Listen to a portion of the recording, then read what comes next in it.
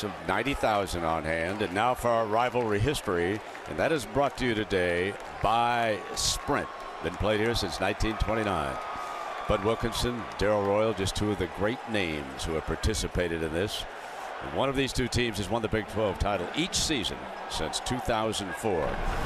And you know, it seems like they've been here forever. Norman, Oklahoma, Austin, Texas. You can see the drive 194 miles down from Norman, 190 miles from Austin, evenly split as we take a look at Mack Brown. 14th year he's come here as the head coach.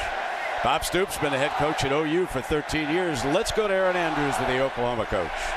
Brent, thanks so much. Coach, you've been saying all week we have to stop Texas's run. How do you do it? Being assignment sound, tackling well, playing physical. This is your 13th year a part of this rivalry. In all those years, what's the #1 key in a game like this? Being physical and taking care of the football, turnovers. Thanks for your time. Brent. Thank you, Aaron. Oklahoma, the visitors, so they'll wear the white here today, and they'll be on the far side. Texas, in their burnt orange jerseys, will be on the press box side. I'm Brent Musburger with Kirk Herbstreit, and Kirk, you made a very quick entry. They must have been holding the elevator for you, my friend. They were very well planned out. Yeah, this is great. The energy down on the field with game day, you could just feel these two teams so different. You know, you have Oklahoma, the veteran team, and Texas, all this newfound youth, and they're ready to go. It's going to be interesting to see how this one unfolds early. Yeah, I think that is the key for Texas, is early, because as you and I have talked during the week, inexperience, a lot of inexperience. Now, it was interesting, folks, that Mack Brown broke his format for this game. This is the first time since Mack became head coach that he's brought a team in here for a walkthrough. And yesterday, they did an entire walkthrough in shorts. He said, I just want to get him accustomed to the scene in here. How about David Ash? He's from the state of Texas. He's never been to this game. First time he's seen this stadium. And he's going to play. He's a true freshman. Was yesterday at that walkthrough that you're talking about. And there are other players on this roster. This is the first time they've witnessed this. Texas won the toss. They will defer. So we will see Landry Jones and the OU offense off the top of this game. Trey Franks, who is back after a 2-game suspension for violating team rules, is the deep man here for the Sooners.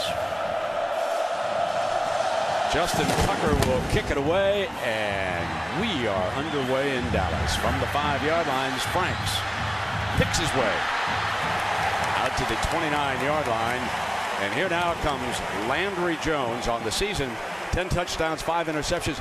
But Herbie, everybody is making a thing out of the fact that he throws more interceptions on the road than in Norman. And there's no doubt about that. I think that's one of his personal goals, is to be able to show in this kind of environment away from Norman, he's going to be able to have a good day. The key for Texas's defense, they've got a lot of youth on that side of the ball too, is pressuring. You don't have to sack him, just pressure him. Get him out of the pocket. Make him have to reset his feet. That's what Texas has to do, along with stopping the running game of Dominique Whaley. And Whaley will open as the tailback. From Lawton, Oklahoma, the walk-on. Jones is going to throw one-on-one. Got Broyles sitting down at the 40-yard line in a foot race. And here's the matchup. Those two great wide receivers against the Texas corners, and you can see what Oklahoma has in mind all day. They're attacking Diggs. He's a soft corner. See how he is retreating. That's an easy throw and a great way for Oklahoma to get Landry Jones into rhythm. You got a veteran like Ryan Broyles and a true freshman like Quandre Diggs. It's a matchup they'll take. They went quickly to Whaley on the first carry of the game, and Alex Okafor makes the stop right near the, actually that's going to be a loss of about 3 yards, and so it'll be second down and long. This hurry up tempo that Stoops and OU want to use here this afternoon against the Horns. Back in the pistol now is Jones. Motions his back out, going to flare to him. Here comes Whaley. Got the flat angle. Wrestled out of bounds at the 24-yard line. Our Chick-fil-A impact players for OU here, Kirk. And we will try to get this in before they snap the ball. Landry Jones, obviously. Ryan Broyles, you already saw both of them. Gabe Eichert now is at center for the injured Ben Hayburn. And Travis Lewis, the leader, wearing number 12 today for Austin Box. On 3rd and 3, Jones fires for a first down. Miller out of the backfield to the 10-yard line. There he is using his fullback H-back for the first time today, and it'll be a first down at the 10. It's one thing to prep with a young defense, this tempo. It's another thing to see it in person. And right back, and Whaley, the Horns were ready that time. A 6-yard loss on that play. So they jumped to it with that hurry-up tempo, and Coach Diaz had the Horns ready. Jackson Jeffcoat, one of those highly, highly recruited defensive players for the Horns, makes an impact here early. And Manny Diaz does a lot of slanting and angling with his defensive line. That's going to put you in position to make a lot of plays against the run. It can also take you away. That time it worked out. Stills is one-on-one to the left. Great pair of hands. The other wide out. Whaley flashes. Jones looks at Stills, and he's inside the 10 to the 9-yard line. It'll be 3rd down coming up. Red zone execution is so big in this game, Brent, for both sides. Manny Diaz on the defensive side, and for Oklahoma, Josh Heupel. They both told us how important it is to be able to, when you get down in this area, you cannot settle for field goals. You've got to score touchdowns. They put Broyles in the slot to the right. He'll try to get a safety on him. 3rd down now and goal for Oklahoma. And timeout. OU burns an early timeout as they come up with 3rd and goal, a big play in the first quarter. So we'll take a break and come back and see what the Sooners have got in mind with their 3rd and goal. We are back with 3rd and 8, and the first thing we note is that Ryan Broyles has gone out to split end. He was flanker before the timeout. So they make a switch and they move Jazz Reynolds on the inside of that formation to the right. Landry Jones looking still. Stills one-on-one and incomplete, out of bounds. Field goal time coming up here for OU. Really good coverage there by the sophomore. Carrington Bynum locked up with Kenny Stills, the guy they like to try to hit the fade to down in the red zone. Locks him up really good, gives him nowhere to go, and gets him to the sideline. Landry Jones just throws it away, and the Texas defense, after giving up the big play to Broyles, gets the stop once again in the red zone. They've been terrific in that area this year. Now, Jimmy Stevens continues to be out with that quad injury, Herbie. We had him kicking down in Tallahassee. So this will be Michael Honeycutt, redshirt freshman from Richardson, Texas. This is a 26-yarder for Honeycutt. Curls it right through beautifully. Oklahoma strikes first, but the Texas defense held in the red zone. That is big, according to Herbie.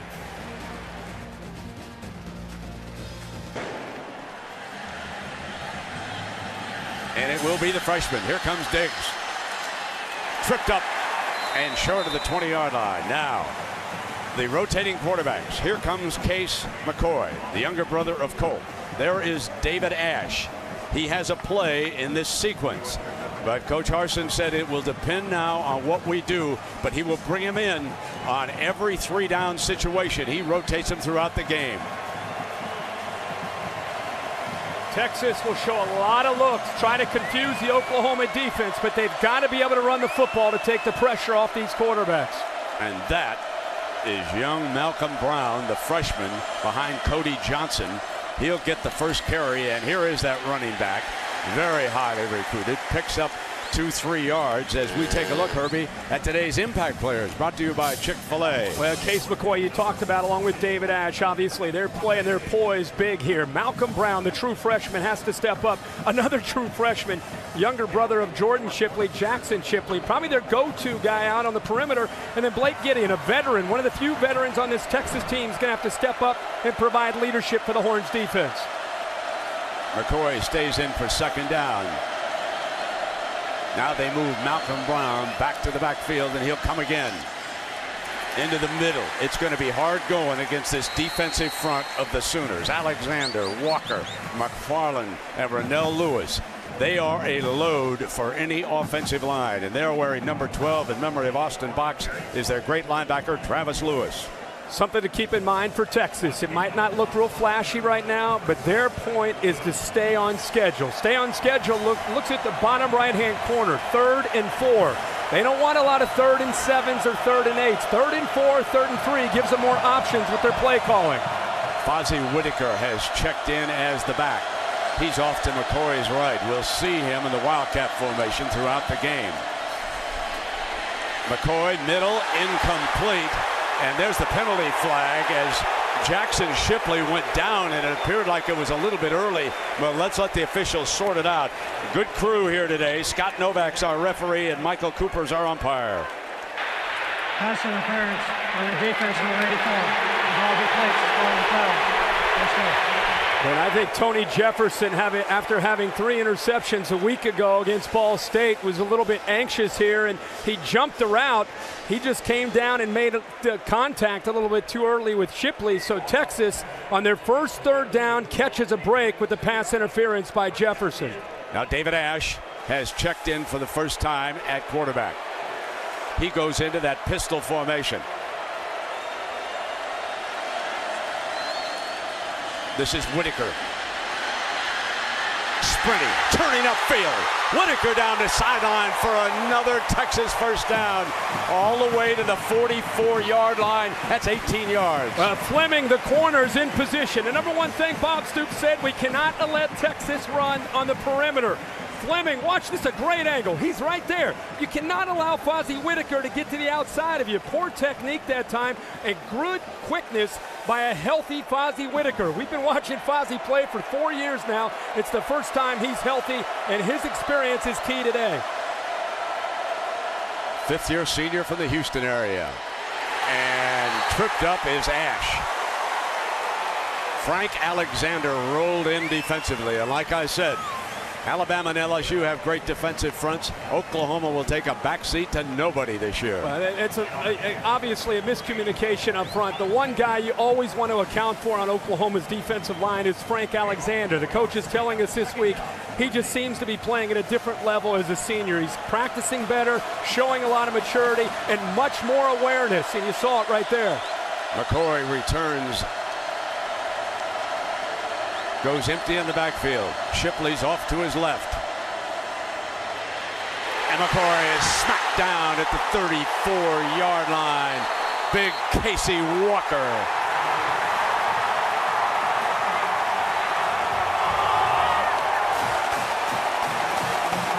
They brought pressure from over here, from the outside, and they're just trying to create some confusion. They overloaded up front, and I'm surprised anytime Texas is going to throw the football, that's what's going to happen. The ball came out, and Oklahoma pounced on top of that football. So on our first turnover, the Sooners are in business at the 33-yard line, and Walker being congratulated, like many of the Sooners, out of the state of Texas. He's from Garland. Dominic Whaley back in as the running back. Sooners lead it by a field goal.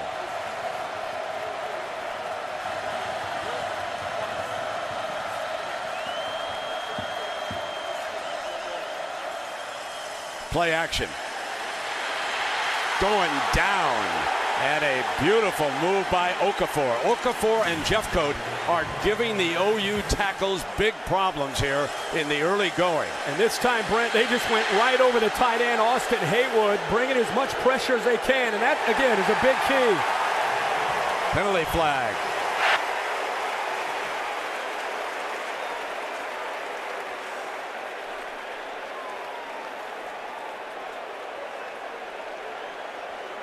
Talk about intentional grounding and whether or not he was outside of the tackle box area, maybe. There is no foul for intentional grounding. It was ruled on the field that number 8 was in the area. 2nd down. Also looked like he did a good job of getting away from Okafor and getting to the outside of that boxed area. But Whaley was there anyway, so they pick it up. So it will leave OU with a 2nd down and 10 after the incompletion.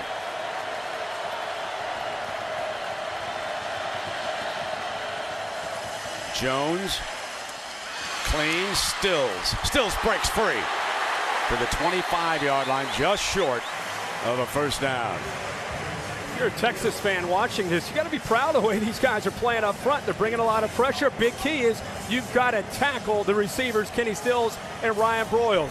Once they make the catch, you've got to wrap them up. You cannot allow many yards after the catch.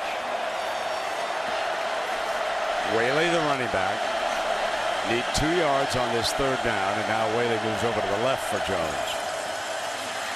Going to throw to him for the first down. So Jones showing his experience when he moved Whaley over to the left side, threw to him in that flat for the first down. He recognized that he could throw underneath that Horn defense. Well, they flooded the zone with 3 receivers and only 2 defenders in the area. And Landry Jones does a good job of looking into that defense's coverage and finding the open man for the first down. Just across the 15-yard line for Jones and the Sooners.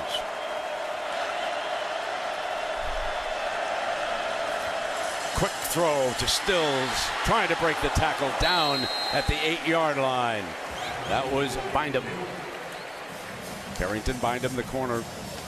And he's got his hands full with number 4. Any secondary that plays OU will be matched against perhaps the 2 finest receivers on one team in the country, Broyles and Stills. Texas 7th in the nation in red zone defense. They were successful their first time down in this area. Let's see if Oklahoma's better at executing on their end. Now they bring Broyles into that slot on the right. And Whaley will get the call. Breaks 1 tackle short of the 5-yard line. Keenan Robinson, the senior from Plano, there defensively for the Horns. Just very impressed right now with Texas in the trenches. I know that they've not had great field position. I know it's going to be an uphill battle for their young offense, but just watching this defense, they're holding their own up front, which is very, very important as this game goes on. Remember, it was the turnover, the fumble that gave the Sooners this opportunity. Lead it by a field goal. Now they've got a third down. Stills will motion to the right. Looks in that direction. On the run, fires incomplete, and that's because he was under pressure. And that was Keyston Randall, big number 91, out of the Beaumont, Texas area, rolling in on him.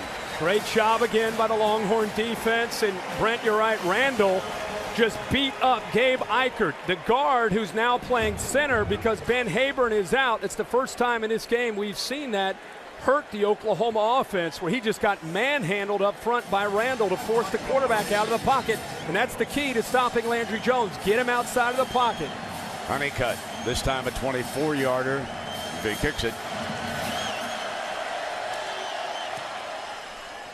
Perfect on the day. And he has put OU up by 2 field goals. But the Texas defense has stood tall in that red zone twice. Well, a great view of the Texas State Fair, courtesy of the Cheez-It Real Fan Cam. And some fans have been having a great time here, and Big Tex looking down on his crowd. That's one of Herbie's favorite characters, folks, right there. Big Tex. 6-0 now. Strength of 2 field goals, Herbie, and Texas has to feel pretty good if they can get the offense going. Considering the way their defense started the game and the position they were in, to be able to hold down the Oklahoma offense in the red zone and force those field goals is huge. It's going to be the freshman again. Quandre Diggs, the corner.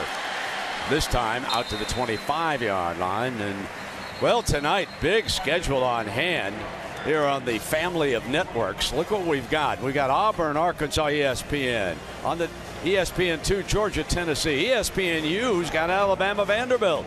And Ohio State, Nebraska will be right here on ABC. Get the clicker ready tonight, folks. Or head on down to your favorite neighborhood pub. Get all 4 of them up there. You and I get to actually participate in the clicker tonight. That'll be fun. Exactly right. What a night to do it. Isn't that great? Malcolm Brown. Now, we've talked about him, Herbie. He's that talented freshman running back there, still trying to get him going. They're going to throw on first down, and McCoy does to Shipley, and Shipley is out of bounds at the 32. I like that. And, the first series, they're just trying to get these young guys settled in, and they ran the football fairly predictable. But Ryan Harsin, as an offensive coordinator, again, coming over from Boise State, He will mix up the looks. That's the thing to watch today. Watch the amount of formations, the personnel groupings, all to confuse the Oklahoma defense. One thing, though, he didn't bring Kellen Moore with him. No. 2nd down and 2. There's Malcolm. Now he'll try to get that edge, and not this time. Whitaker got it earlier, but Aaron Colvin, the safety, said, you're not going to make a living trying to get to the left. Brent Venables, the defensive coordinator from Oklahoma, Bob Stoops, they have talked all week to their team about not allowing Malcolm Brown or DJ Monroe to get to the corner. Fozzie Whitaker did it earlier. This time, Corey Nelson kind of sets the edge for this defense, and the rest of that Oklahoma defense swarms to the football. Good job by the Sooners on D. 3rd down and 2. Cody Johnson, and it's a Wildcat. There's the reverse. There's Harson's razzle-dazzle. 1st down, Texas, to the 35-yard line. So once they set the Wildcat, you can bet on them handing off and even throwing off that formation. This time, they come around for the 1st down. Brad, how about this? Razzle-dazzle, 3rd and 2. Handoff, hand it off to Monroe. 1st down for 2.5. We'll take that off the razzle-dazzle. They get a 1st. 35-yard line now. McCoy, you can recognize him as the quarterback with that long white sleeve on the right arm as you see these two quarterbacks. Middle, complete to the 40-yard line. Blaine Irby. Big tight end. You and I actually had him years ago, Brent, in a Holiday Bowl against Arizona State. He's battled through some injuries, and he finds himself back in the rotation at tight end along with DJ Grant. DJ Grant checks back into the game for Irby. He's number 18. He's a former receiver. Here they come. More razzle-dazzle. There comes one of Harson's formations. Haven't shown this all year. There's the screen pass to Whitaker to daylight to the 45-yard line. Brand new play. That's what Brian Harsin wanted to do. He has saved some wrinkles for this Oklahoma defense, and they came out, and nobody's out on the perimeter to the left. Nelson's out there by himself, but he's dealing with 3 linemen and a tight end. Fozzie Whitaker gets into the open field. He knows what to do. That time, Travis Lewis had to come all the way over to make that play. There's the wrinkle by Brian Harsin. So Irby back in his tight end. Now he goes with 2 tights, 1 tight and an H-back actually in motion. This is a power running formation, and Whitaker. And it is Whitaker breaking free. Whitaker to the 34-yard line. He's off to a huge start. Good job of setting the edge this time by Texas. Great perimeter blocking. Downfield, the effort there by Mike Davis. But this is Fozzie Whitaker. This is the Fozzie Whitaker that we've been waiting to see for a couple years. I'm telling you, he's healthy. I think the presence of Malcolm Brown and Joe Bergeron have really pushed him. He's the kind of the grandfather of this offense, and especially in that backfield. Down to the Sooners 33. Brown back on the field for the Horns. Draw play with Brown. Malcolm cuts and steps. Jefferson making the stop. Herbie at the airport. One of my friends there, one of the porters for a long time, is Fozzie Whitaker's relative. And he had me tell the coaches that if Fozzie didn't show up big in this game, no barbecue when he comes home down to Texas way with all the relatives. He thinks the world of this young man and the career he has had here. And you know, they use him right now in that Wildcat formation, and they've got the quarterback, and Fozzie is alongside him. They give it to Fozzie, and the Sooners were ready for that 2nd down. Thrown for a loss by Fleming. This is part of having an inexperienced quarterback, not recognizing a corner coming off the blitz. Look right here, and the quarterback's eyes, he's not even looking out there. This is the difference between having Kellen Moore or a Colt McCoy, who's a veteran, and having a young freshman. You don't see it, you're not able to check out of it, and it's a negative play. Here comes a big 3rd down, Herbie. It's 6 yards for McCoy. They keep Whitaker in the game. Shipley is to the left. Deflected, incomplete. Didn't get the ball up high enough, and it was deflected at the line of scrimmage. So the Biggins got in that time, Herbie. Yeah, and Corey Nelson came on a blitz, We talked a lot about Texas blitzing on third down. Well, you got an inexperienced quarterback, a true sophomore. You're going to obviously bring pressure. That time Nelson comes untouched right through the middle, and the awareness to get his hand up and knock that down. So Justin Tucker on to attempt a 46-yarder. This longer than the 2 successful OU field goals. On its way. Looks long enough. Slips it across and cuts the lead in half. Battle of the field goals continues in Dallas. Oklahoma is leading Texas 6-3 here in the first quarter as we continue Dr. Pepper's road to the championships. The All-State BCS Championship the night of January 9th in New Orleans. Trey Franks and Dominic Whaley are back deep. Here's Franks coming out from the 6. Got a big hole, and he returns it to the 36-yard line. Well, Longhorn fans, don't miss out now on the Kansas-Texas game. That's going to be October 29th, only on the Longhorn Network. So dial up your cable system, or how about DirecTV and the Dish Network? A lot of you folks in Texas have got DirecTV and Dish. Dial them up. So I can't miss that Kansas Longhorn game. Check it out on the Longhorn Network. You know, they show practice live in Austin on the Longhorn Network on Tuesday and Wednesday. If you're a Texas fan, there's nothing better than that. Absolutely. Here's Whaley, and as a running back.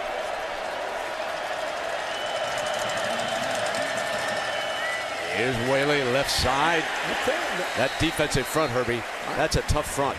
They are really being physical right now at the point of attack. I mean, all things considered, you're down 6-3, but got to be happy with the way they're holding up against the run. They're trying to get Landry Jones into some obvious passing downs. When he throws, they've put some pressure on him.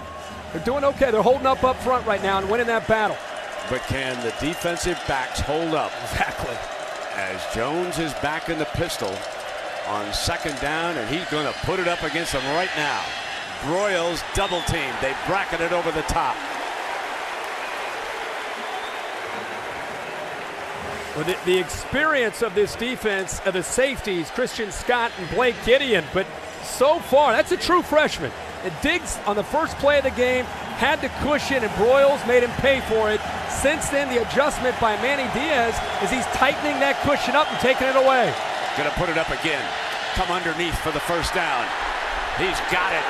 Midfield and out of bounds is Jazz Reynolds. So the one they were probably not considering as a go-to receiver, Jazz Reynolds, comes up with a big play. He's a sophomore from Houston. Well, they threw a flag right at Kenny Stills as he was making a block on Blake Gideon. Be interesting to see as they talk to see if whether or not he got in front of Gideon on his block. There is no unnecessary roughness foul for helmet-to-helmet hit, and it was in the shoulder.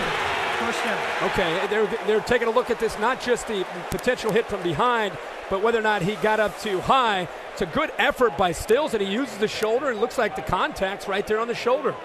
I'd love to see them when they get together as a group, talk it over, maybe somebody out a better angle, and they correct the call. Absolutely. First down now for the Sooners. They've gone into Longhorn territory with the football for the third time here in the early going. And Whaley picking up about 4 yards. And this will bring up a second down for Jones. So the weapons galore for this OU offense. You look for Broyles. You look for Stills. You consider the tight end. Here they go again. Play action, rolling right underneath. Whaley as a receiver. First down to the 31-yard line. And see, you and I are used to seeing this team and seeing Landry Jones get to the line, and Texas has looked at it. They were introduced in their bye week before Iowa State to practicing against tempo. But it's one thing, again, for these defenses to see it and prep it, and then just like that, you get them out of position, you catch them napping, and you're able to hit a big play. It constantly challenges your focus as a defense. The Aces are to the left. The field side. Final minute opening quarter. Come back with the run play, Whaley. So Vaccaro and Bynum were matched up against Broyles and Stills on the same side of the formation, and they're staying right there right now. The way the Texas safeties and linebackers are attacking the running game, do not be surprised to see some play action and to try to slip a tight end or a receiver behind that aggressive look from Texas's defense. The right side of the Texas defense with its hands full now. And Jones comes back the other way. Got the first down at the 20-yard line. Hannah. So the stars were lined to the left, and he came back with a blue-collar tight end, Hannah, for the first down. The experience of Landry Jones, you can just see it in how he runs the operation. There's a penalty on this play, however. This is Broyles, end zone, but hang on. There is a penalty flag. The line judge threw it immediately as the play unfolded. Let's see if this one's coming back.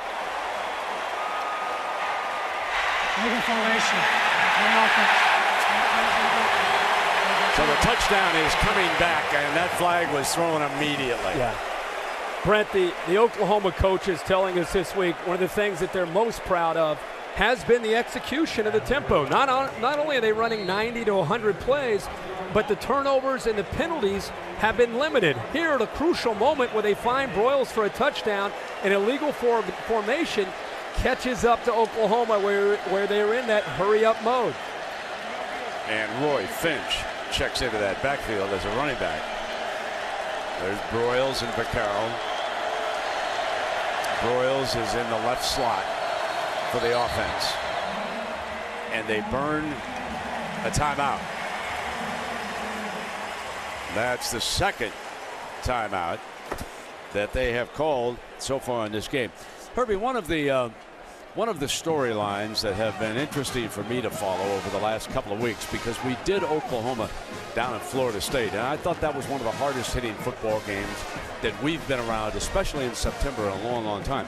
But what I'm curious about is how the Sooners keep on falling when they really haven't done anything wrong. I mean, they started out the season #1. I note that the coaches are keeping them #1 in their pool. Yeah. But the writers seem to be looking for the flavor of the week. What's going on here? Well, I think that the writers have looked at LSU and Alabama and their accomplishments and rewarded them.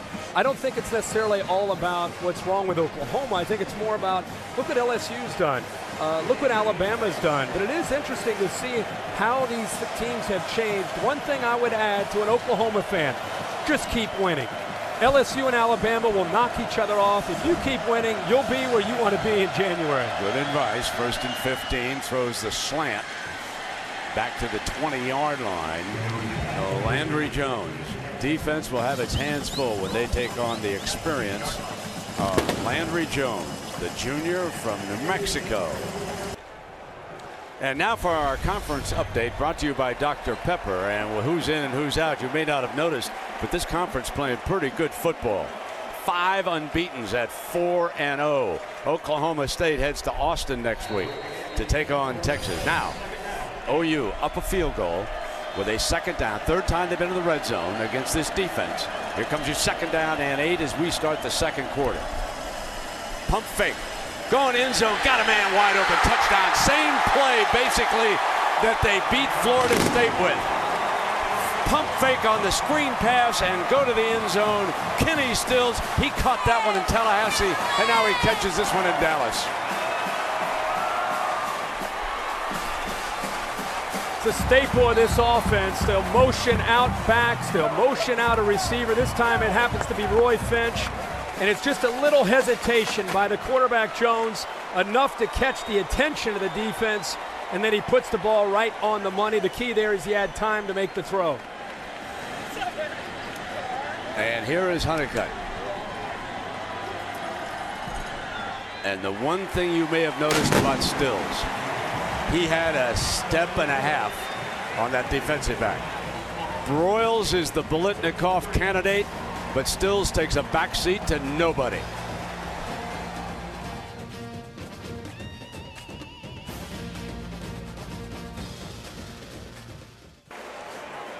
There's the young man who just scored the touchdown for Oklahoma. And as we take a look at the Pacific Life game summary, keep in mind OU's had 3 possessions and 3 scores. 2 field goals and a touchdown, Herbie. Yeah, and they're not running the football, but because right now Texas is determined to take that away. Texas is playing well in the red zone, but that was a big breakdown in coverage, and we'll show you in a second how Kenny Stills got so open.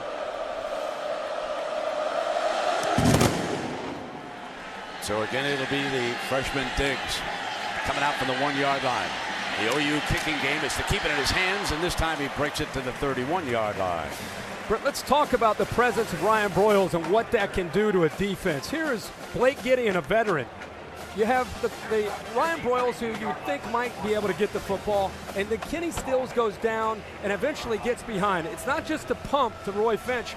Watch how Blake Gideon is so concerned about Ryan Broyles and where he is. He completely breaks down in coverage. Great plan, a great attack, and Texas's secondary is out of position. David Ash will take over. He'll come in at quarterback. So it's his sequence now, and Malcolm Brown will be behind him. This young man is dangerous afoot. Malcolm Brown just can't find big holes as we check in down below with the third member of our team, Aaron Andrews. Aaron? Brent, I was just standing by the Oklahoma defense when they were over on the sideline before. A couple of messages that the coaching staff was giving them. You know, the D-line, very frustrated by Brian Harson's trickeration. Travis Lewis actually had to come over to them and say, guys, come on, just think this through. It's not that hard. And then for the secondary, the message for them, they have to be a lot more disruptive with Texas. All right, Aaron, and Fozzie Whitaker, who's been the more dangerous and the more experienced of the running backs, is back on the field. And they overload with a tight end and an H-back to the right. Ash runs into the running back, breaks free, throws out of bounds and kills the play. Was smart enough to burn it by throwing the ball out of bounds. This is what happens when you have a true freshman quarterback, and instead of dropping straight back, he drops at an angle and runs into the senior Fozzie Whitaker. He's lucky he didn't fumble that football and then eventually threw it away. Brian Harsin said the difference between Kellen Moore and a David Ash and Case McCoy, Kellen Moore had build-ins to find his third and fourth receiver. These quarterbacks, if it's not there, throw it away. Marquise Goodwin, the speedster, checks in on 3rd down and 8. And Ash from the gun going deep middle, intercepted. Picked off by Jefferson, who had 3 interceptions a week ago. Jefferson thrown down. I do not see a penalty flag. I thought there was contact near the receiver, but there are no penalty flags down around the 45-yard line. This an interception by Tony Jefferson from Chula Vista, California. Well, one of the things that you hope for if you're Texas is that the freshman would not put the ball into coverage, especially against the savvy of this secondary of Tony Jefferson. 3 interceptions on 3 straight possessions. He gets an early start again here, and boy, he made a pass interference call early in the game. This time, the freshman stares down his intended receiver, and Jefferson is in perfect position to be able to make the play. Ash's first interception of the year. So the 2 freshman quarterbacks, a fumble and an interception, that inexperience. That was what Texas was hoping to overcome. And now OU, remember, 3 scores in 3 possessions. Starting to take complete command if they can finish this one. Here's Whaley. And on that last play, as the receiver went down, we are told by the fellows down in tape that his leg just got tangled up. Take a look at this as he goes down. They said the legs just accidentally went down. At first shot, when I saw it live, I thought he might have been pushed down, but it is clear from that replay that the officials made a good no call. And Jefferson, young man, one of the 3 big-time players from California on this OU roster. We now look at 2nd down and 5. Through, complete, 1st down, 20-yard line, and there was Broyles. It looked like as Whaley was flashing to the middle that he was throwing to Whaley, but instead it was number 85 he was looking for. Man-to-man, as soon as Landry Jones sees the corners isolated man-to-man without any safety behind them, they're attacking, obviously, the perimeter. I thought he might go to Stills, who's all by himself up top. Instead goes to Broyles for the first. Now Broyles goes over to the slot left, and Stills is outside him.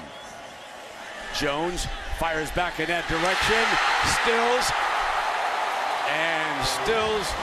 with a penalty flag thrown at the 3-yard line. Did Stills push off? I believe he may have pushed off, and this is going to go against the offense. Pass interference, the offense number 4. 15-yard penalty. Bob's going to argue his case, but Brent, Kenny Stills, before he has a chance to get away from the ball, you'll see it right there with the right hand. The defensive back was continuing on. I don't know how much he actually pushed him, but he gave the perception as if he did. Bob Stoops can argue it all he wants, but when you're a physical receiver like Kenny Stills, they're going to get you for that. Texas catches a break there because there again, a corner isolated one-on-one with Kenny Stills. Landry Jones is going to try to expose that. So it'll come back 15 yards the other way. And it'll bring the ball back to the Horns 35. And it'll be first down and 25. Incomplete, and had he hooked up with Stills that time, they were not communicating. That would have been a huge gain. There was a soft spot over there. Jones saw it, and I'm not sure that Stills recognized what his quarterback was looking at. Firing out of bounds, and that'll bring up a big 3rd and 25. So that penalty really hurt this OU drive. That's the matchup that they're trying to get after. They also that time had Ryan Broyles man-to-man against Blake Gideon. It's 3rd and a long way here. They're probably thinking about trying to keep it within field goal range, but then again, with the aggressive nature of Bob Stoops, maybe they try to attack. Honeycutt's career long is 44 yards, in case you're wondering. 3rd down and 25. The 4 receivers out.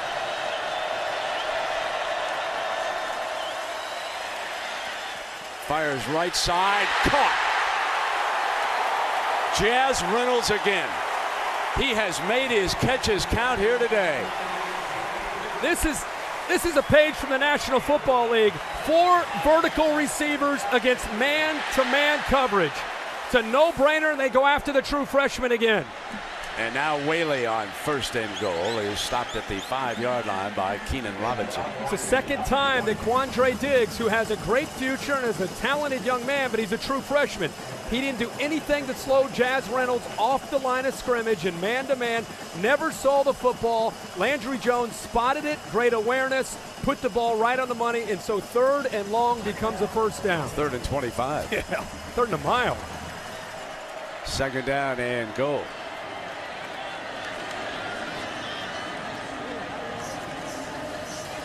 Quick toss, Stills in the air with those great hands, and it comes free.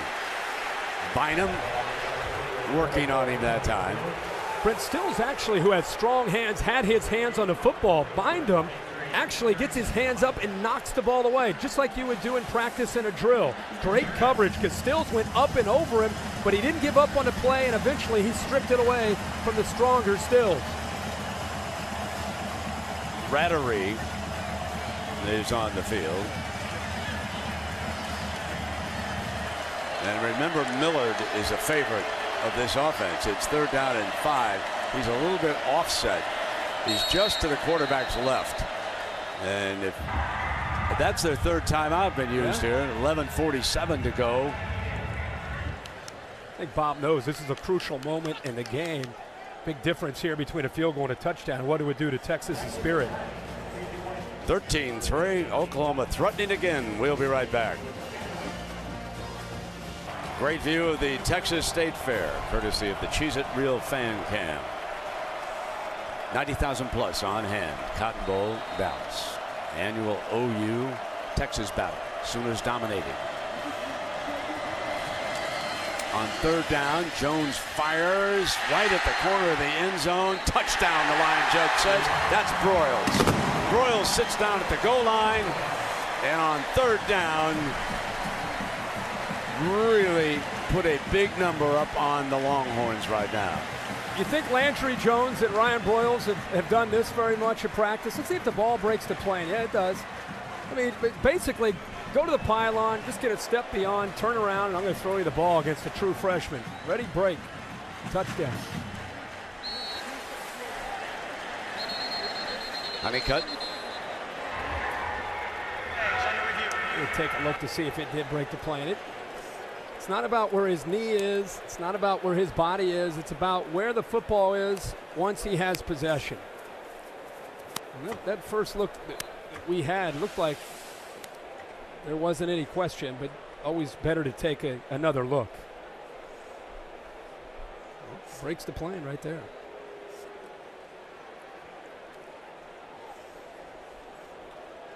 Well, if this stands up, and Herbie thinks it will, that was Broyles' 42nd career touchdown.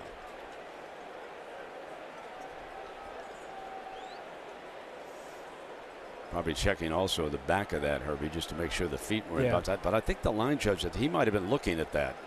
And there's an official. Boy, look at that. Look at that shot. See just a little bit of red right there. Boy, if you go back to that perfect technique by the official, if we can go back to that still shot, I mean, if you can't be in a better position to make a call than that.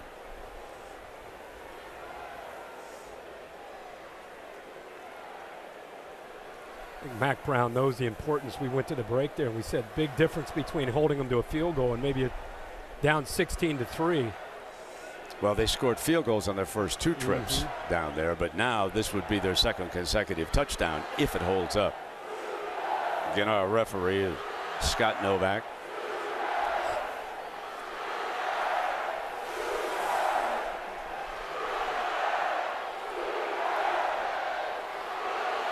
Got the ball right there. We saw the other angle where his foot was in. Yeah, the line judge saw that there was space between the foot and out of bounds. You watch the line judge. He's looking right there. That's the part of the play that he's right on top of. That's what you want right there, right, Brent? Absolutely.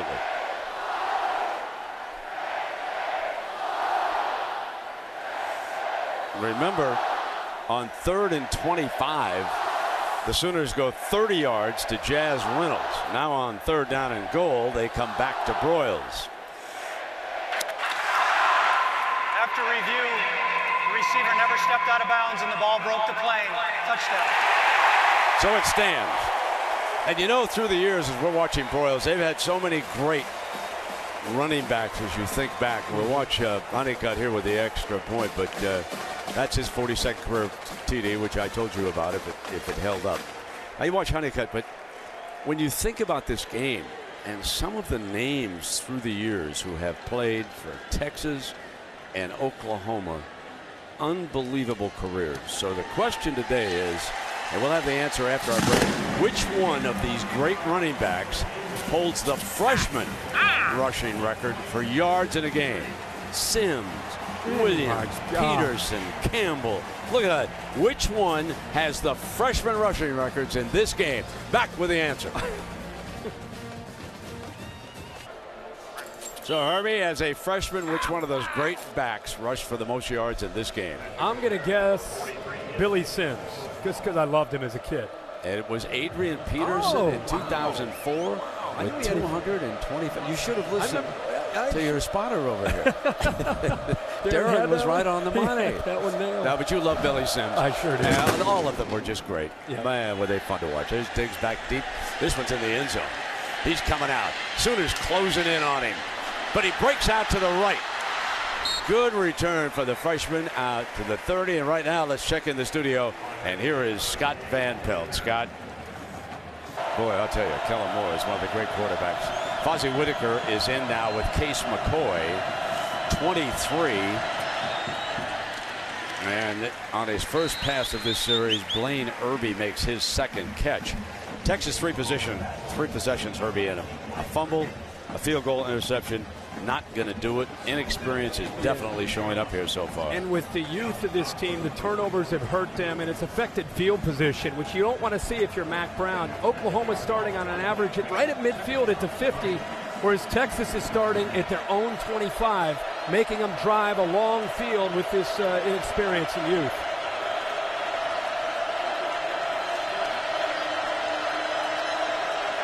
Here they come. End around. tripped up at the 22-yard line. Aaron Colvin rolled in, and Miles Onyebule, the wide receiver, coming around. He's going to come from the outside. You talk about awareness, and in a defense right now that it's in attack mode, great job of reacting and seeing that play by the entire Oklahoma defense, but mainly it was Aaron Colvin. You don't think that Bob Stoops is enjoying this? Consider the last time that OU matched wits with Brian Harsin, who was the offensive coordinator at Boise State in that famous Fiesta Bowl. Stoops will take all the great defensive plays he can get against Harsin's offense. Looking for another interception, incomplete, underthrown that time. But you go back to one of the famous calls in all of college football, that Statue of Liberty play that Harsin dialed up with Boise State for that game winner. Stoops is going to pile it up if he can on Harsin here today. He has not forgotten. And there is the young offensive coordinator who comes in with an inexperienced offense. Trickeration not going to do it against this defense. First punt of the game. Back at the 28-yard line and out of bounds. That's where the Sooners will take it again. Texas needs to stop, my friend. Yeah, they do. This one's getting ugly. Mercy. They've turned loose a scoring machine here in the first half of this game. They go empty, and they're going to flare to him. Here is Finch. Spins away from the first defender. Crosses the 40-yard line at a late flag.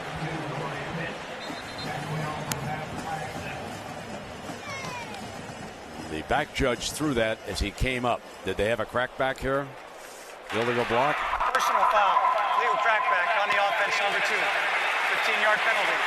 First down.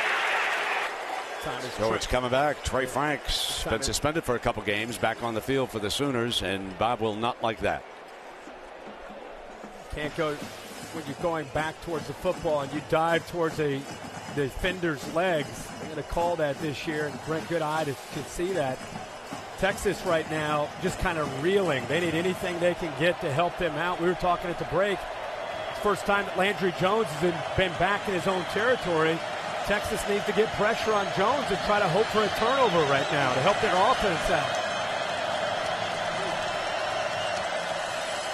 First down. Wide open.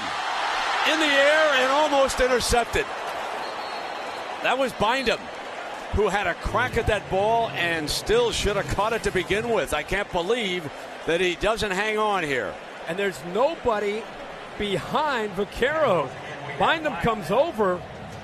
You're right, he should have been able to hold on to that, but there was nobody out there on the outside of the defense. A play that Oklahoma would love to have back, but there is going to be a penalty here on Texas. Critical error by the Longhorns on this flag.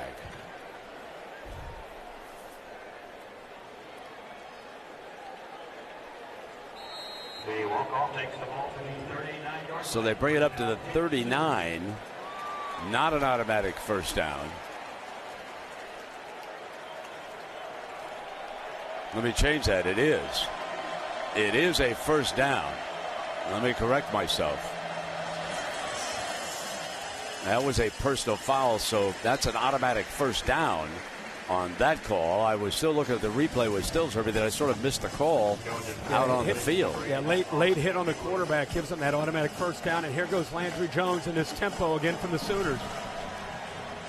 Play action, rolling left, throws it underneath, and Finch has got the first down. Roy Finch, the sophomore from Florida, picks up the first down, and here they come again. I know Whaley gets most of the attention, even Brendan Clay, a sophomore, but boy, Roy Finch, now that he's healthy, low center of gravity, just a very difficult back and a good complement to the other backs that they have back in the backfield for Oklahoma. Rolling that pocket to the right, they're going to throw back a screen on the other side, and it's wide open. Get a block, and it's a big gain to the 30-yard line. Austin Haywood, a seldom used tight end, sophomore, for 20 yards on that throwback screen. Right now, Josh Heupel is a step ahead of Manny Diaz. Just dialing up and moving this ball right down the field. The hurry up definitely affecting Texas. Pocket holes, fires, broils, fumble, And it's ruled incomplete. They wave it off. There are huge voids in the Longhorns secondary, and this is the wrong offense to do that against. Again, a little pump fake to the outside just as a decoy.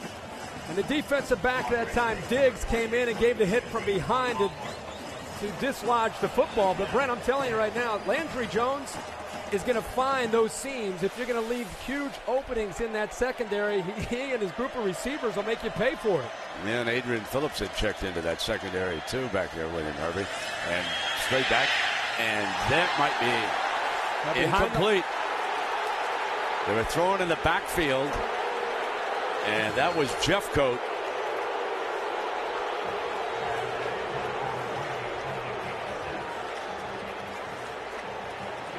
They're trying to set up another play back into that boundary, but behind the line, you're a three man to be able to hit. Down goes Landry on third down. Calvin Howell from San Antonio rolls in. This defense is still battling up front, and we said from the very beginning of the game that the matchup was actually playing to the favor of Texas up front in the trenches. At that time, and of course Oklahoma's been able to settle down and put some points on the board. That time Texas showing they're not giving up in this game, and they get some penetration and get pressure on Landry Jones. Tressway back to punt. And Quandre Diggs is standing on the 10-yard line. This one out of bounds. It's going to be marked at the 15-yard line.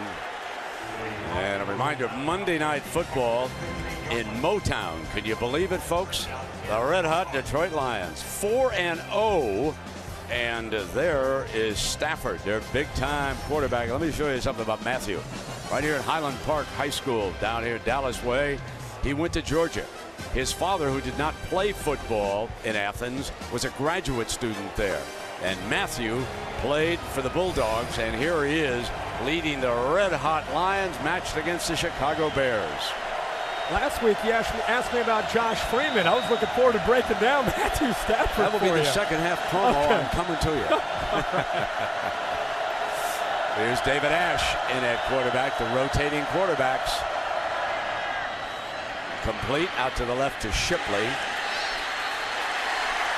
And Shipley had it out to the 18-yard line for a gain of about 3 yards on that play. Texas, the first time they have faced adversity this year. I know BYU gave them a game and they ended up winning that game by a point, but I'm saying since they've gone to the freshman quarterback and they've gone to Case McCoy, they've controlled UCLA, they controlled Iowa State. Let's see if they don't panic offensively and they try to stick to their guns here. A touchdown before the intermission for the Longhorns would be huge. Ash will throw this away. Looked like he was going to set the screen and it had been blown up, so he just threw it away, and he now faces a third down. This is a true freshman, did not come to school early, so he missed some of that early preparation. And Mack Brown over on the sideline hoping that one of these young quarterbacks finds a formula to move the ball against the Sooners. Only 59 total yards, Herbie, for the Longhorns. This is where Brent Venables can try to really come after David Ash, a true freshman, and try to give him some looks and try to give him some pressure.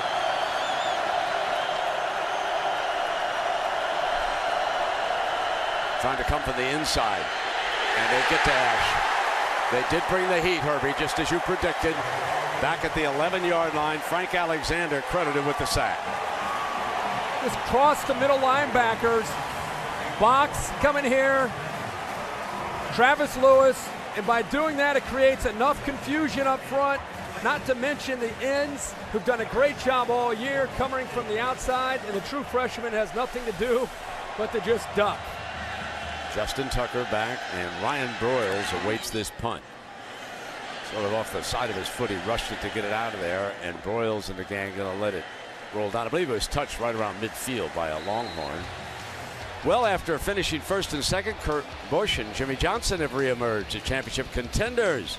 Kevin Harvick and Carl Edwards are tied for the lead, and we'll continue the Sprint Cup at Kansas. The race for the Cup, Sunday, 1 Eastern on ESPN. Dead even.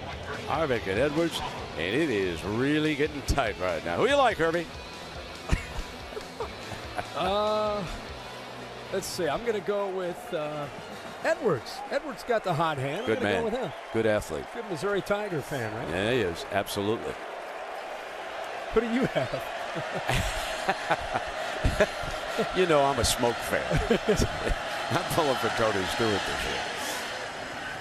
Incomplete. It'll be second down here. And there's a penalty flag. It could be hands in the face on the defense. Personal foul. Hands to the face on the defense, number 85. 15-yard penalty. First down. Battle. Hurts a little bit here. Yeah, battle in the trenches, and penalties always seem to be a big factor in the outcome of this game. And it looked like early Oklahoma was making some mental errors, and now it's been Texas here the last couple drives. Not the thing you want to do to this Oklahoma offense. They don't need any help. That's for sure. Awful lot of weapons as you look down there at Oklahoma.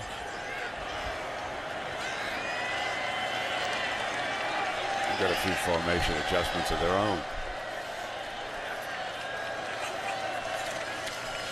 Here comes Whaley. Cut back to the right to the 30-yard line. They kind of have abandoned the running game because they've had some success throwing the ball into this inexperienced secondary of Texas. But if you know Oklahoma and you know Bob Stoops, one of the things that they were determined to do this year is become more balanced, be able to control the line of scrimmage and run the football, because it's only going to make their passing game that much more lethal. Yeah, they scorched the Texas secondary for 227 yards and rushed for only 10 on their way to the 17-point lead.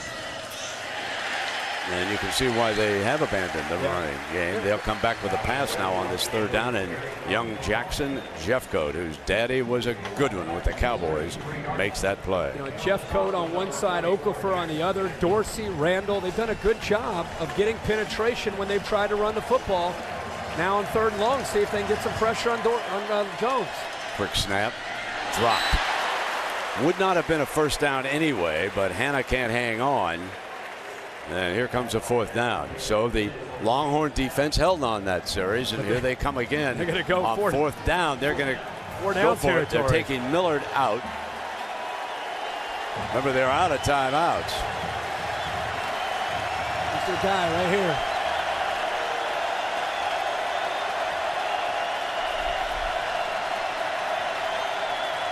Brent, there aren't any safeties behind the coverage. Nobody in the back in the middle. Now they move back a couple safeties. Now they get a little softer in coverage. Jones will go look for one-on-one. Incomplete. And he had Stills breaking back toward the post this time instead of the sideline, but it's incomplete. And the Horns will take over. They still got 5 minutes here. This is a big 5-minute period coming up for Texas. It was interesting that Oklahoma made some adjustments. And then watch, Texas is man-to-man right now. Blake Gideon makes the check. He gets him out of it. Now they're playing a little bit softer coverage. So the check from the sideline from the Oklahoma coaches was to attack man-to-man. But by the time Landry Jones called it, Texas and Manny Diaz had adjusted to cover two, and it played perfectly into what Oklahoma tried to do there on fourth down. David Ash with Malcolm Brown in a deep set. The two ballyhooed freshmen. Brown got daylight on the left, and you can see some resistance that he met Travis Lewis. When Travis brings it, you're going down. The closing speed in the Red River rivalry is a little bit different than the high school games last year that young Malcolm Brown faced. Because you're right, I mean, he picked up 4 yards, but it looked like he might pick up 10 or 12. Comes your second down.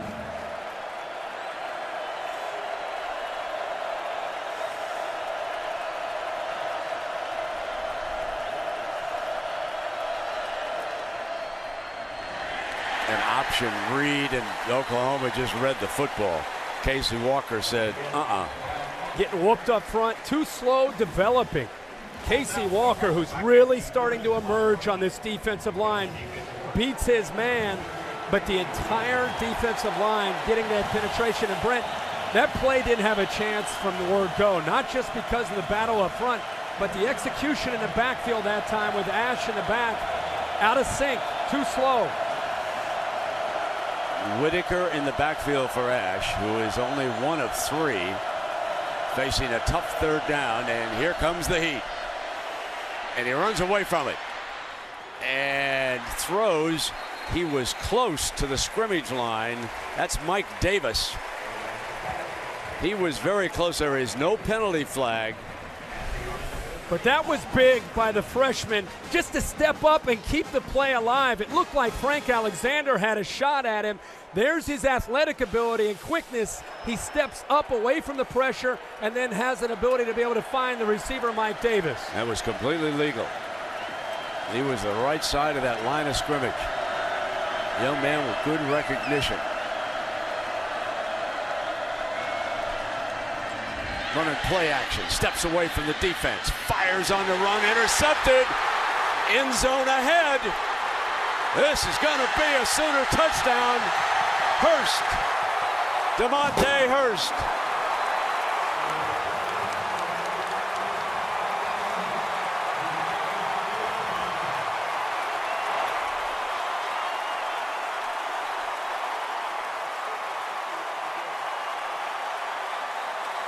A young man from Lancaster, Texas.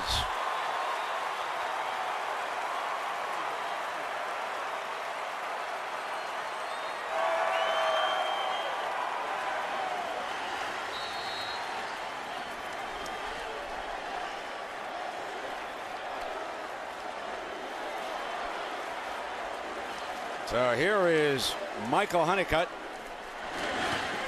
Tacks on another extra point.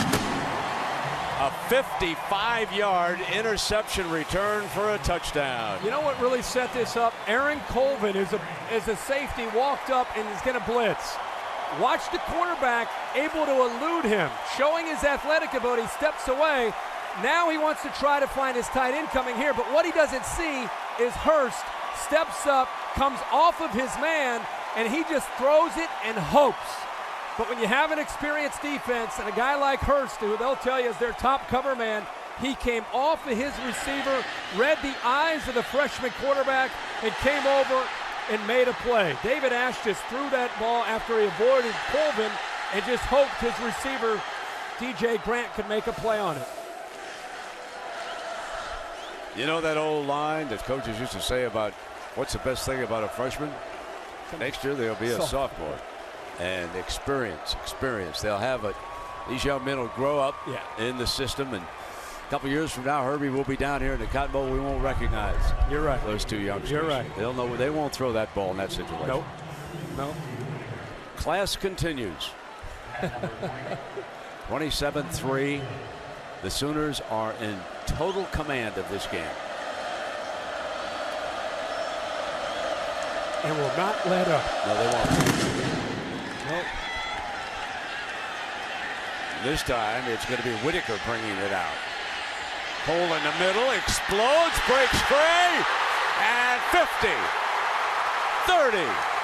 The Horns with a huge 100-yard touchdown return by Fozzie Whitaker. All the barbecue you want, young man.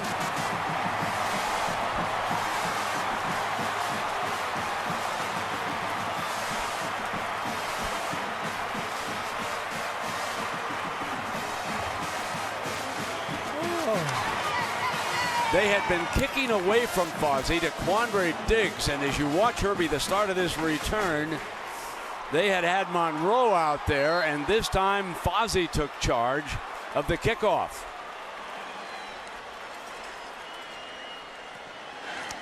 The extra point is good. You need to turn to a veteran to be able to make a play, and this is a great view at what happens here to open this play. It's right in the middle. He hits the crease. Poor Patrick O'Hara tries to make the stop the kicker. But you know what? You turn back tonight, in 2008, when Jordan Shipley had that big return to kind of change the game around. This is a different set of circumstances. But Texas needed something to get them going, and maybe this could be exactly what they need to give them a little bit of hope to be able to be competitive. This was the moment you're talking about. Yep. From the 5-yard line, OU with the lead. Shipley, end zone ahead, folks.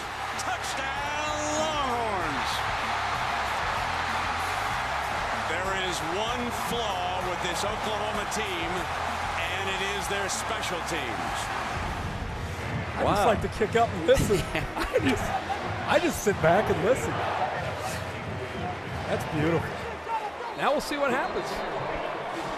Could change a game, can it? A lot of football to be played here.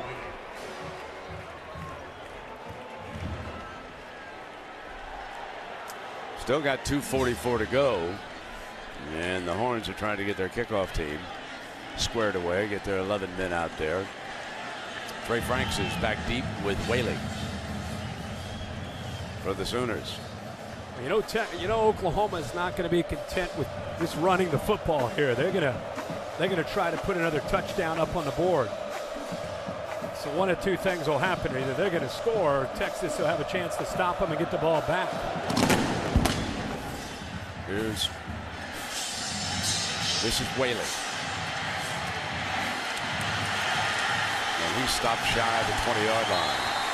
And we've got a 17-point differential here, Scott, 27-10, and the Sooners come out. They've got time, 2:38. Remember, they're out of timeouts now. They split this stadium in half, 50% burnt orange, the other 50 crimson. Oklahoma right now is in the Texas side of the football field.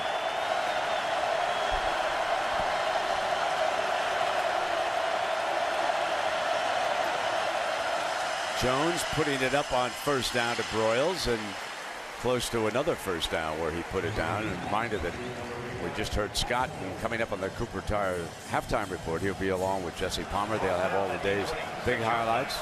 Huge games around the country today. So second and short, and Whaley, the ball carrier. And now it's going to be third and short. Dorsey stopped him short of the first down. Big play by Dorsey. Yeah, they're running the football very well.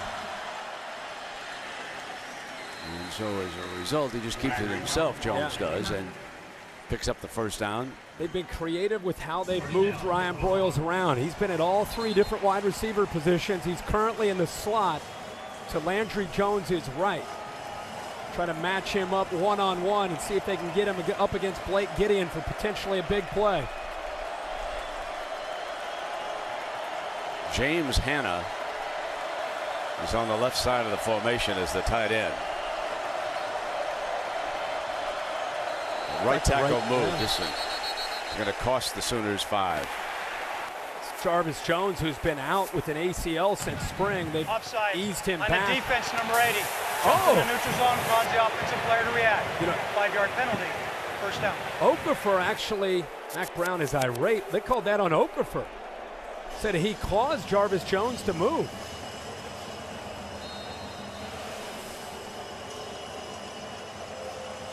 Wow. Sort of came up with a rear end there, that engine, didn't he? You can move on the defensive side.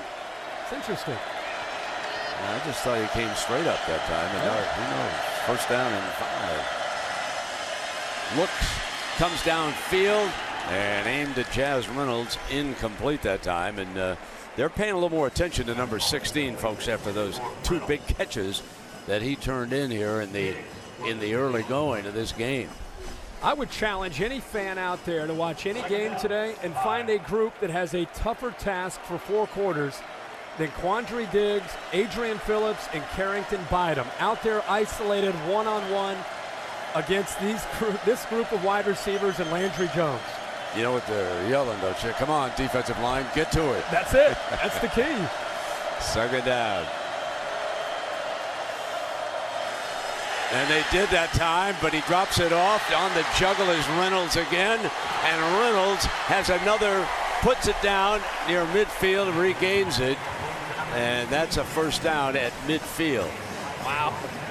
Took a big hit, continued to get downfield, picked up the first down. You said they need to get pressure.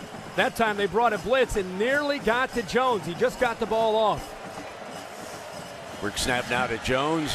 Got the middle, fires Broyles, shakes off a tackle, and he's across the 15-yard line to the 14. That time, Ryan Broyles the big-time senior from Norman did not let go of the football. Brent, right down the middle of the defense, and he got right behind Blake Gideon. Perfect throw. After the 36-yard gain, fires end zone, Stills, pulls it down, touchdown, Oklahoma. Boy, that's his spot, isn't it? You get him on that left sideline, one-on-one, and let Kenny Stills from California go to work. And ladies and gentlemen, that's what we call an answer. So much for the momentum after the big kickoff return. Bing, bang, boom, touchdown, Stills on the fade. And when you leave those corners isolated, one-on-one without a safety behind them, they're going to get you. Well, here's Honeycutt. Tacks on another extra point. 34-10. Remember that third quarter down in Tallahassee? Incompletion. Broyles, first down. Stills, touchdown. This one about one play longer, but just as effective. This is the play that set it up. Jazz Reynolds, who's really been coming on, good job of concentrating, takes a big hit and fights for more yards. They brought the blitz. They were able to come up with a play, and then just when these two are playing, they're always in sync. Landry Jones finding Ryan Broyles right over the middle of the defense, and this is what you have to always be concerned about when they get in the red zone. You think about Broyles, you think about maybe the running game, but it's Kenny Stills, the Florida State game that we had today against Texas. When Oklahoma gets down in the red zone, good chance they're going to throw that fade up to number 4 for a touchdown. That was a serious vertical on the part of number 4. So Landry Jones today, with these 3 receivers as the main target, has thrown for 302 yards and those 3 touchdowns. 2 to Stills, 1 to Broyles. Reynolds has moved the chains all game long when they overlook him. So last night it was Kellen Moore, and tonight it's Landry Jones, and I dare say this might become one of the best Heisman Trophy chases in a long, long time. That'll be out of bounds. That'll be the penalty against the kicking team, but at least that did not allow Fozzie to go another 100. So there's 31 seconds, and OU leads it by 24 points. Kicking team. Ball be placed 40-yard line. That was first down. a great graphic because Stills and Broyles get all the attention, which they should, but something that defenses the rest of the year are going to have to concern themselves with is the emergence of Jazz Reynolds, the sophomore, 6'2", about 200 pounds. You can't just lock in on one guy, and that's what makes the Oklahoma offense so tough. You know, Reynolds didn't play early in the year. He's really come on here since the Missouri game and the Ball State game, and it's kind of given him that third option, and Landry Jones is not shy. He will give him his touches. So Case McCoy will finish up the first half for the Longhorns.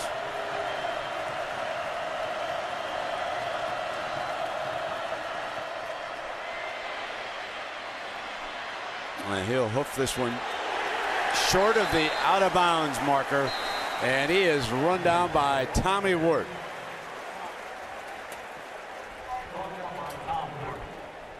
Well, Tom Ward, remember when Clint Trickett was trying to run for his life?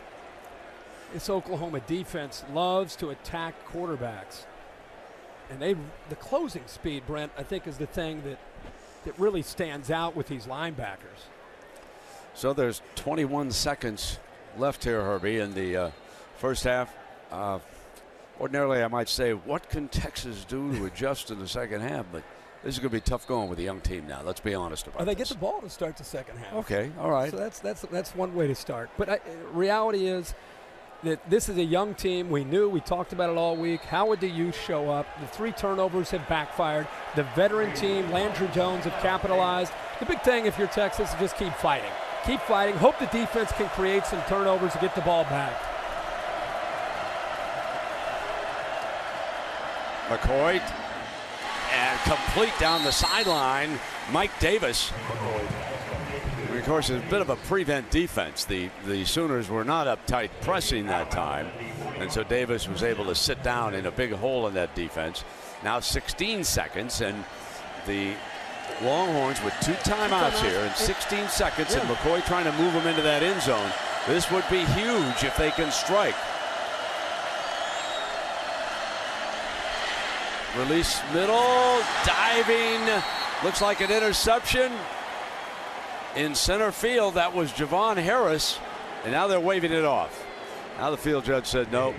Now there's a question. Harris said he had it. Two of the officials were agreeing with you, Brent, and then one other official came in and said that it actually hit the ground. I'm sure they'll got to take another look at that, right? Oh, yeah, no, there's no question. His hands look like they got underneath there. They haven't stopped it yet.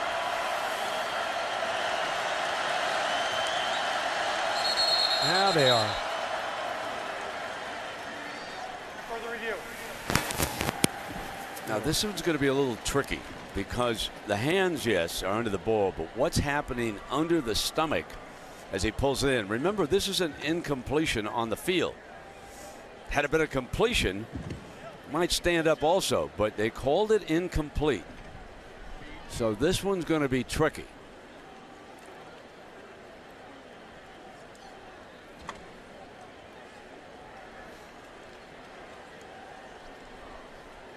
Based on that first shot that we had, you don't know if that's enough evidence for them to be able to turn it around. Because like you said, Brent, the hands look like they get under, but once his body collapses on top of the ball, it's hard to see. You'd hope that the officials on the field would have a better look at it than what we can see in the replay.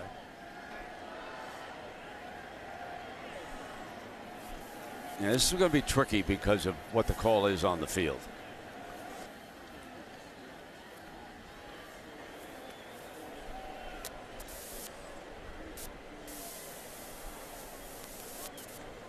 There's no doubt the hands got underneath the football. Herbie, while we have a moment, I want to say something about a football icon who passed away earlier today. Al Davis, the owner of the Oakland Raiders, dead at the age of 82. I'm sure that throughout the day on the sports centers and the studio updates, we will hear more. And of course, prior to tomorrow's game, the Raiders are in Houston. Now here's the call. After review, the ball hit the ground, incomplete pass. Second down. Yeah, it was impossible to turn over. And reminder that we also lost a good friend, Joe Assetti. For Colgate, he was a catcher at the College World Series and then started as a runner. And he became a legendary television director. There he is with Dennis Lewin, one of the former ABC executives. Joe Assetti, dead at the age of 76. And he was just a favorite of all of ours around television. Second down and 10. Incomplete.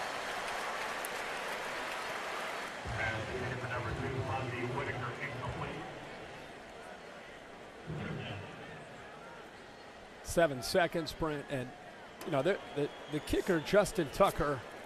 I mean, you're going to have to try to get as many yards as you can. Tucker actually has a career long of 51 yards, so let's see if they're thinking that or they're just thinking let's put one up there and see if somebody can come down with a big play. Third down and 10. And timeout called by the Horns. Timeout, Texas. It came from Mack Brown on the sideline. 30-second timeout.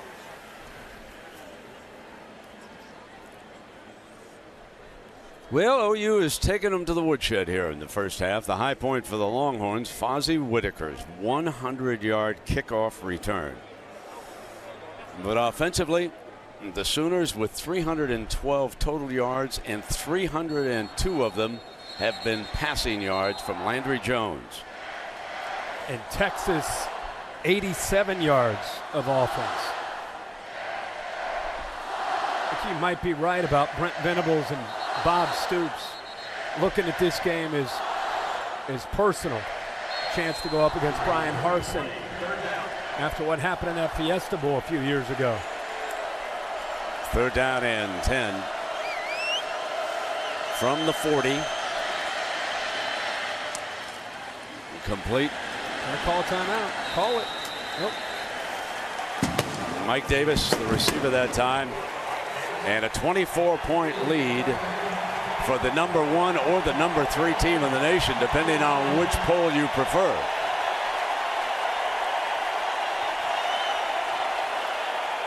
Texas will get the ball to start the second half.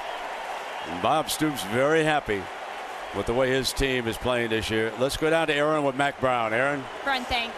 Mac, it's really the first bit of adversity these two young freshman quarterbacks have dealt with on the road. What's your message when you get inside? Oh, we haven't done anything right. We've the things we had to do when we came in, we had to take care of the ball and force turnovers. I think we've had 3 or 4 turnovers and haven't forced any. We had to stay away from penalties. We've had the penalties. They haven't had the penalties. We had to take care of third downs. They've made big plays on third down. We haven't, so we have played absolutely horrible. Give them credit. They've played great. We better grow up, better get back in this ball game. I like their spunk in the fight at the end. I like the kickoff return. They take an 80-yard drive when we get back in the ball game with 2 minutes left in the go. So they're playing great. We had to disrupt Landry Jones. We're not. He's standing back there, and he's making plays all over the place. So we just got to play a whole lot better. We haven't done anything right. Give them credit. They've done everything right. Thanks, Mac. Thank you. Landry Jones throws for more than 300 yards in the first half, and Oklahoma builds a 24-point lead on Texas.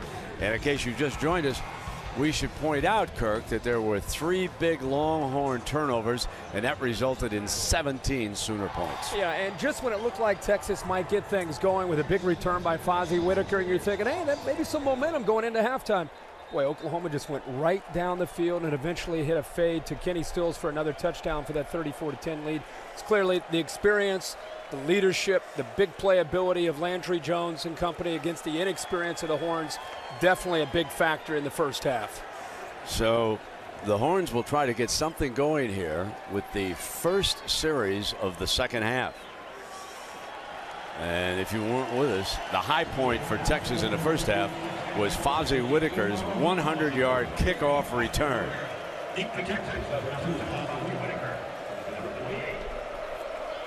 Quandre Diggs is back deep with Whitaker. And they try to keep it out of Whitaker's hands. Quandre picks it up on the right sideline, and they'll force him out of bounds around the 26 as we take a look at the Pacific Life game summary. Not 2 quarterbacks here today, but it's 3, Herbie. Well, Landry Jones, Brent, you talked about his first half. 300 yards, 3 touchdowns. You know, Oklahoma had 11 plays of 10 yards or more. And then for Case McCoy and David Ash, their first real experience of dealing with this kind of environment and this kind of defensive pressure, struggling in the first half with the turnovers. Let's see if they're able to settle down here and get some things going better in the second half. Case McCoy opens at quarterback for the Horns. Brown, pretty good hole on the right side and a powerful run out to the 33-yard line. Texas is not good enough to just line up and play, and you can see in the first half of the 32 plays, 16 for 3 yards or fewer, and the negative plays and the turnovers. Just really, Mac Brown said it to Aaron Andrews walking off at halftime that they've self-destructed, but Oklahoma's had a lot to do with that as well.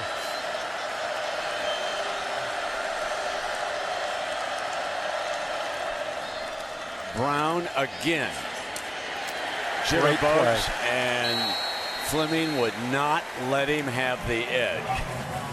Remember Fleming, Brent, on one of the first few plays of the game, Fozzie Whitaker, very similar play, but Fozzie Whitaker gave him a little shake and got outside of him. Fleming's in the exact same position, but this time against a true freshman, he doesn't let him outside, and not only that, he makes the tackle. Very important for Oklahoma's defense today, not letting the perimeter run game for Texas have any kind of success. Brown and Whitaker both in the game on this third down. Fumble. Oklahoma touchdown. David King, backup defensive end, a junior from Houston, rolls in with the 4th Longhorn turnover of the game. And they brought pressure. What a surprise on third down. And 2 guys get in there. First being Travis Lewis. Frank Alexander also creates the fumble. And David King doesn't want to just jump on it.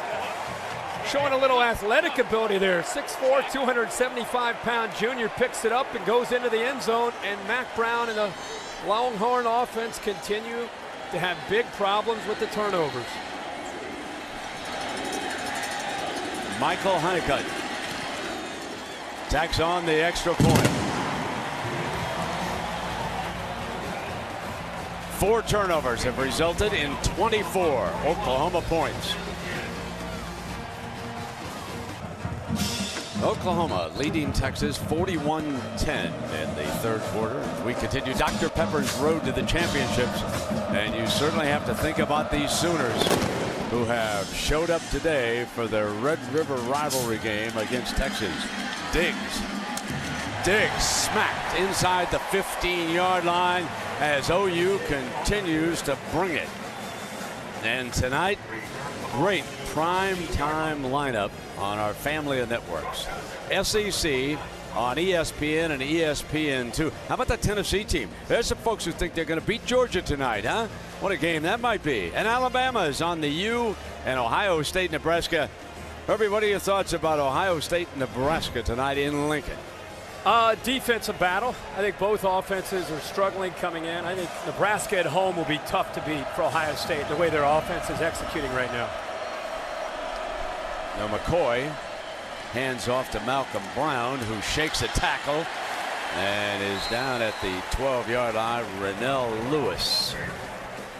So you take a look at the turnovers and the importance in this game and on the season, and the Horns thought perhaps they had conquered that coming in. But look at what's happened here today. And really, since Garrett Gilbert has been replaced in the BYU game by Case McCoy and David Ash, they've done a really good job at taking care of the ball. And I think that's what gave them hope coming into this game, that maybe that trend would continue. They fake the reverse. Whitaker keeps it on the left side out to the 16-yard line. You know, I hope people who are not Oklahoma or Texas fans are watching, especially in the SEC, because the last 2 weeks, LSU and Alabama have done some impressive things, and they've moved ahead of Oklahoma in the polls.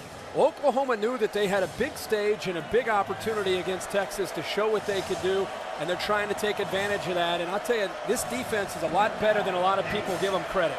And the coaches, though, have not budged. They still have OU rated #1. Right. 3rd down and 8. McCoy, penalty flag on the play. The throw was out of bounds, but over on the side that the pass was thrown, there was a penalty flag on that far sideline. Legal formation on the offense. Too many men in the backfield. Penalties declined. Checking down below now with Aaron. Kirk was just talking about that stage that they're on, making an impression on people. And Bob Stoops told me coming out of the half, we're not taking our foot off the pedal here, guys, just like you imagine. He said we have to finish this off. This is Texas over there. He'd like to see his guys run the ball a little better, though, on offense. Broyles is back deep. Justin Tucker standing inside his 5, whacks it about the 6-yard line, and here is Broyles.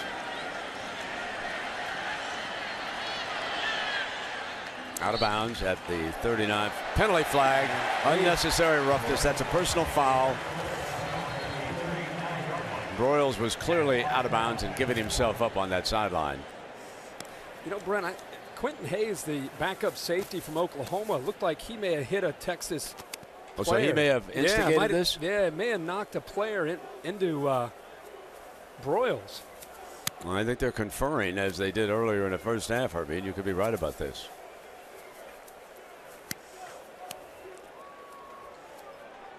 And if he did, if it was an OU player who instigated it, this will go against Oklahoma. I think they'll probably push him back 15 yards there. Mac Brown is seeing if he gets a vote in this. Now I see there's a second flag that I had not noticed. Legal substitution on the defense participated with 12 players. At 5-yard penalties declined. First down, Oklahoma. Timeout on the field. After all that. So Stoops was trying to get a timeout, but he realized the mistake and could not. So we'll take a break. Personal foul. Legal crackback on the offense, number 85. 15-yard penalty. Second down. I think Bob Stoops getting frustrated because this is a rule that's new this year. Depending on where you are on the field, you have to really have a feel for where the football is. And see, he's saying he's not inside. It's a matter of where the ball is when you decide to go down. It's a you know, more and more coaches should probably look at avoid submarining these defensive backs, even though it's such a big part of these offenses where they get the ball out quick to a receiver. 2nd and 21. Incomplete. Stills the target, not on the same page. Bindum, the defender. Rare miscommunication by Jones and one of his receivers. Now, what was it, 3rd and 25? The last time that they were in 3rd and forever? Yep. They found a one-on-one matchup from 30 yards and a first down. Looks like they're not getting the man-to-man situation they had on that particular matchup when they were able to pick that first down up.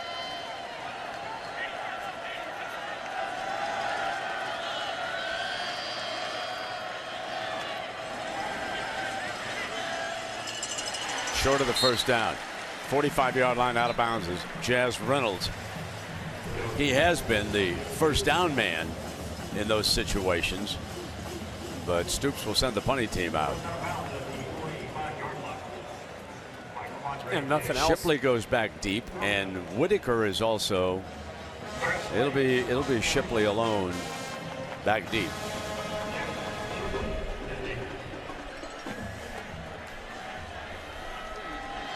And the Horns put up a 10-man front against this punt, and here they come. And Tressway gets it away.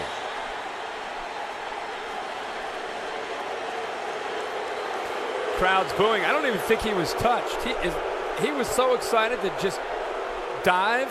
Stoops says, look at the replay. Stoops says, take a look at this replay. As soon as he punted the ball, he just went down. Just trying to, he almost sold it too much.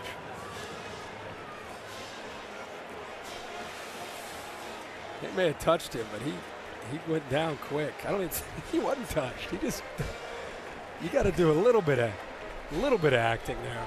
Tressway trying to take one for the team. Bob says, look at that replay. Bob's not going to want to see that. David Ash, his turn.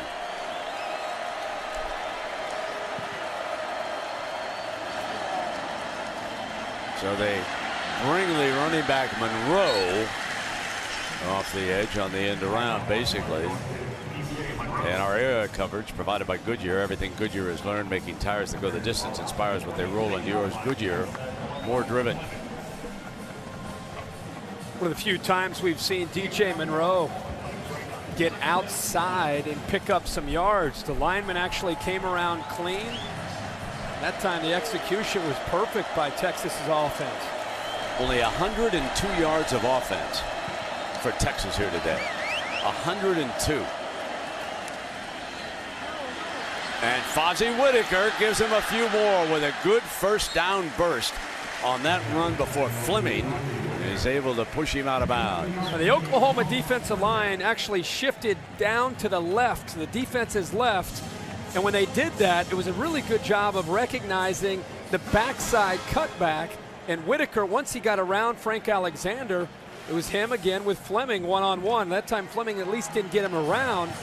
But Fozzie Whitaker picks up that first down.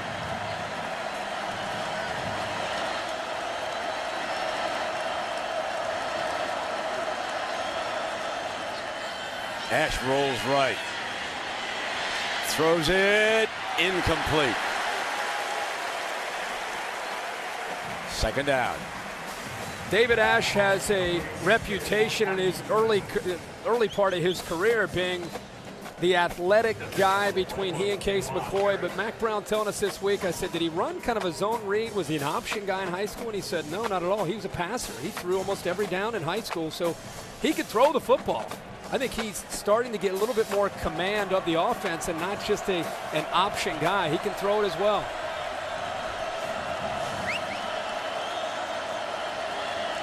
Draw play, Malcolm Brown, the freshman. Bring up a 3rd down and 5 coming up for the Horns and Ash. You know, Texas and Mac Brown, this is obviously a game that's getting out of reach, but they go back home next week and take on another top 5, top 7 type of team at Oklahoma State. So, you know, they're still trying to learn about what they can do well and what they cannot against the better opponents that they play. Whitaker and Monroe. And Whitaker in the Wildcat. Here comes the throw off the end around and ready for it.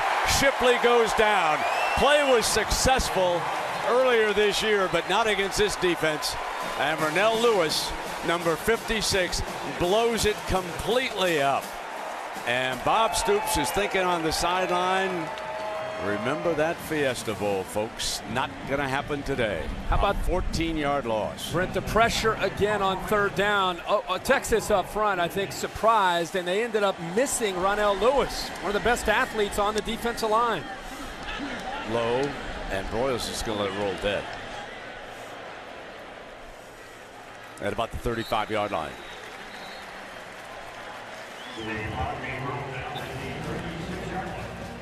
So it will be OU's ball again when you come back.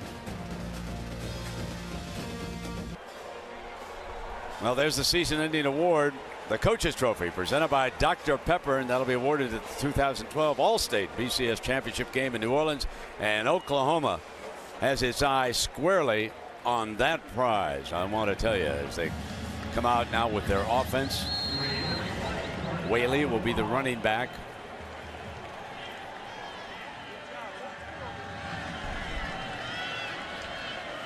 First down and 10. There's Whaley trying to stretch it out for another huge gain. Headed for the end zone. Whaley, touchdown, Oklahoma, 64 yards. And folks, Bevo can't stand to watch it anymore. He has flat turned his back on the Horns and says that's enough of that stuff. Holy Toledo.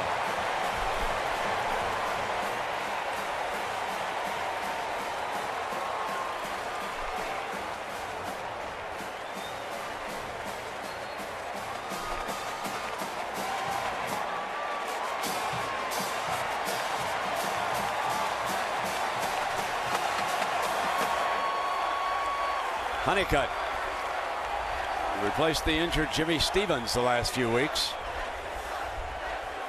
Honeycutt has a strong leg. Accurate with his extra point.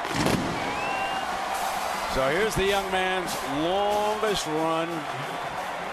64 yards, Herbie. Yeah, outside zone play, some good blocking on the outside. The tight end, 89, Haywood, picks up a good block to the outside. Tyler Evans had a nice seal block, but I just think the guy that was surprised the most, I think, is probably Dominique Whaley. He got to the outside, and there was nobody left.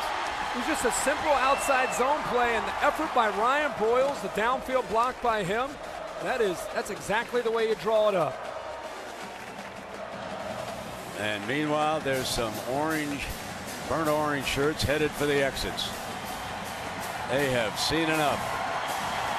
Crimson and cream not moving.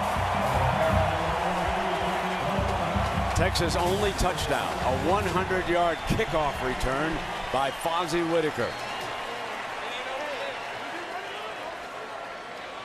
The Red River rivalry is turning into a Red River bloodbath.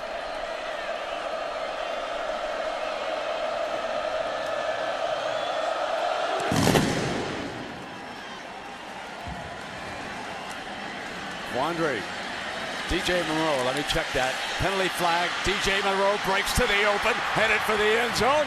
Second kickoff return for a touchdown. This one a 90-yarder, but remember, there are 2 penalty flags, and the OU players are signaling this one is coming back because of an illegal block.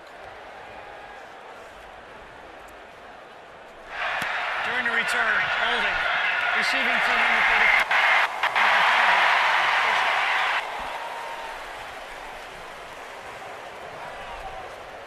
Kendall Thompson just locked up Trey Millard, fullback that was covering the kickoff. But if you're Oklahoma, nothing better than winning a game and finding an area where you can still improve. And this coverage unit has been a problem, and that's something that Bob Stoops obviously will want to address.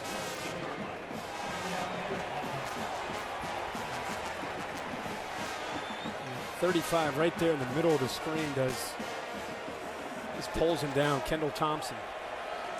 David Ash back in as the quarterback. Malcolm Brown goes to work. Spins to the 26-yard line. They're getting some yards here on 1st and 10. Right in the, actually, not only did he pull down Millard, it's right exactly where Monroe and Fozzie Whitaker ran right up the middle. So opened up that seam. But this we might end up with a half-empty stadium. You and I were talking about they split this stadium in half with burnt orange and crimson. But Texas still trying to fight here, doing everything that they can. DJ Monroe. He's the back alongside Ash. Shipley well short of that first down marker. That is Jamel Fleming. Jamel Fleming out of Arlington, Texas, is developing into a big-time hitter on the corner. We have seen him now against Florida State and here today against Texas. And he's a tough rascal. Boy, Brent Venables, the defensive coordinator of Oklahoma, has got to be very proud of the way this team is playing with such awareness. Their closing speed, their attitude, they're locked in. They obviously they're reading their keys very well. They talked about eye discipline quite a bit this week. And so far, they've played with quite a bit of that. Cody Johnson is back as the tailback here in this 3rd down and short. And Berryhill with a timeout is called by the Longhorns. Well, let's take a look now at today's Good Hands, brought to you by Allstate. There have been a lot of good hands for Oklahoma. Jazz Reynolds able to focus and concentrate, eventually setting up a big play. Ryan Broyles downfield or a touchdown right before the half, which was to this man right here. There's the good hands. Kenny Stills for the fade and the touchdown. These are strong good hands. So there are the numbers on those 3. By the way, Kirk, I had the pleasure this week of being at the Discover Financial Services. You know Discover is going to sponsor the Orange Bowl. Yeah. They're taking over. And your commercial was the hit of the show. Oh, yeah? Herb Street. What address is that? Peggy talking to you? Peggy was killing me, right? I was getting frustrated. Do you know the background of Peggy? Uh-huh. Oh, Romanian. He is Romanian with the accent. I'll get to that in a second. Okay. As we watch, you got it figured out, huh? Watch our guy David Ash here. There's a handoff and a battle for the first down. So there's the first down for Cody Johnson.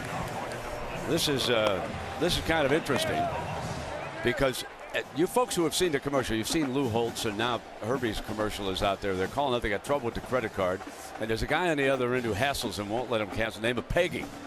Well, Peggy is a Romanian, but he's an algebra teacher. I thought that he was an actor, but those folks at Discover. A real algebra teacher. He's a real algebra teacher. I'm not kidding you, my friend, but it's a good commercial. Yeah. They all applauded. You did a good job. Good. Okay. That's important. First down and 10.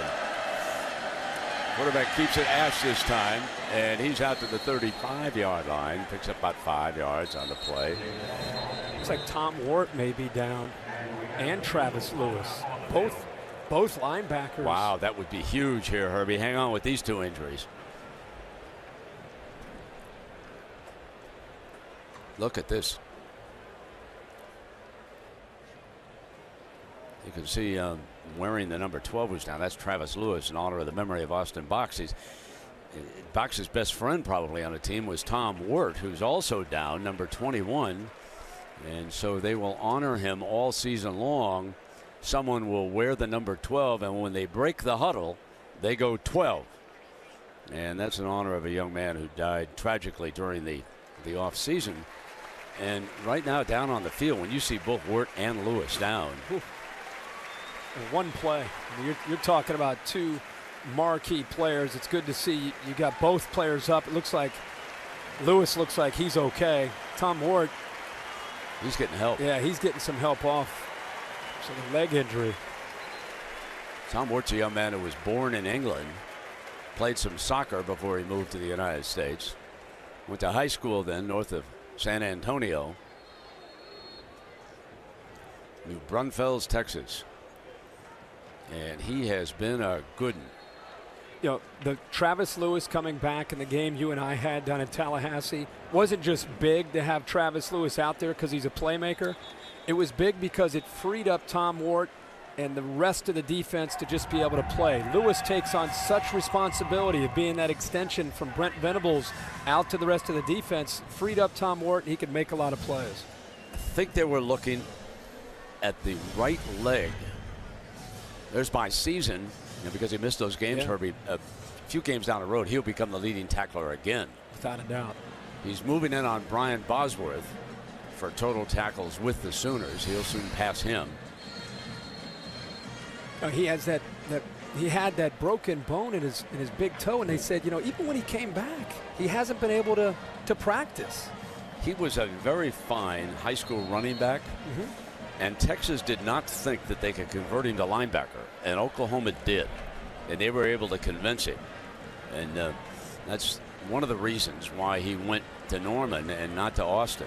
You could see how frustrated he was. He had to sit out of play, and he said, hey, I want to go back out in the field. Yeah, exactly. We'll keep an eye on Tom Ward. They're up 48-10, and he wants to keep playing. Good run here now. This is a young man we want to talk about, Malcolm Brown. I asked the Sooners this week if they had recruited Malcolm Brown, and they did. In fact, they offered him a scholarship after his sophomore year.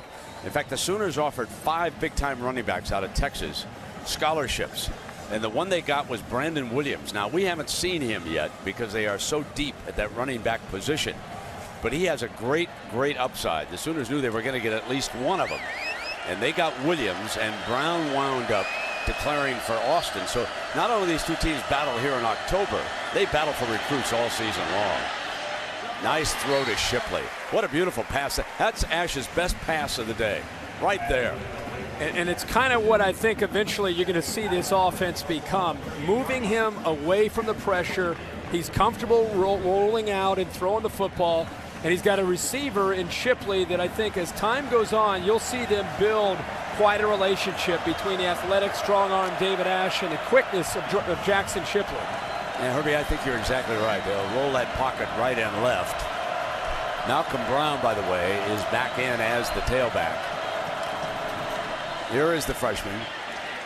Heavy going, basically alone there for a couple of yards. You're talking about how these two teams battle each other in recruiting. I found it interesting when they told us this week that, of course, it's a neutral site. I always wondered, how do you host high school players in a game like this? Do they both get to bring players to this game? And it's just the home team. So this year, Texas and Mac Brown are the home team. So they have a chance to invite players, same way they would do it if the game were played in Austin. But Oklahoma does not have that chance being the away team. Ash, middle's open, got it on the slant. Beautiful throw again to Jackson Shipley, Jordan's younger brother. And see, this is what people don't realize is that David Ash can throw the football. I mean, this guy has a strong arm because early in his career, so far he's kind of been that change-up early this year as the option guy. Make no mistake, between he and Case McCoy, he probably has the stronger arm.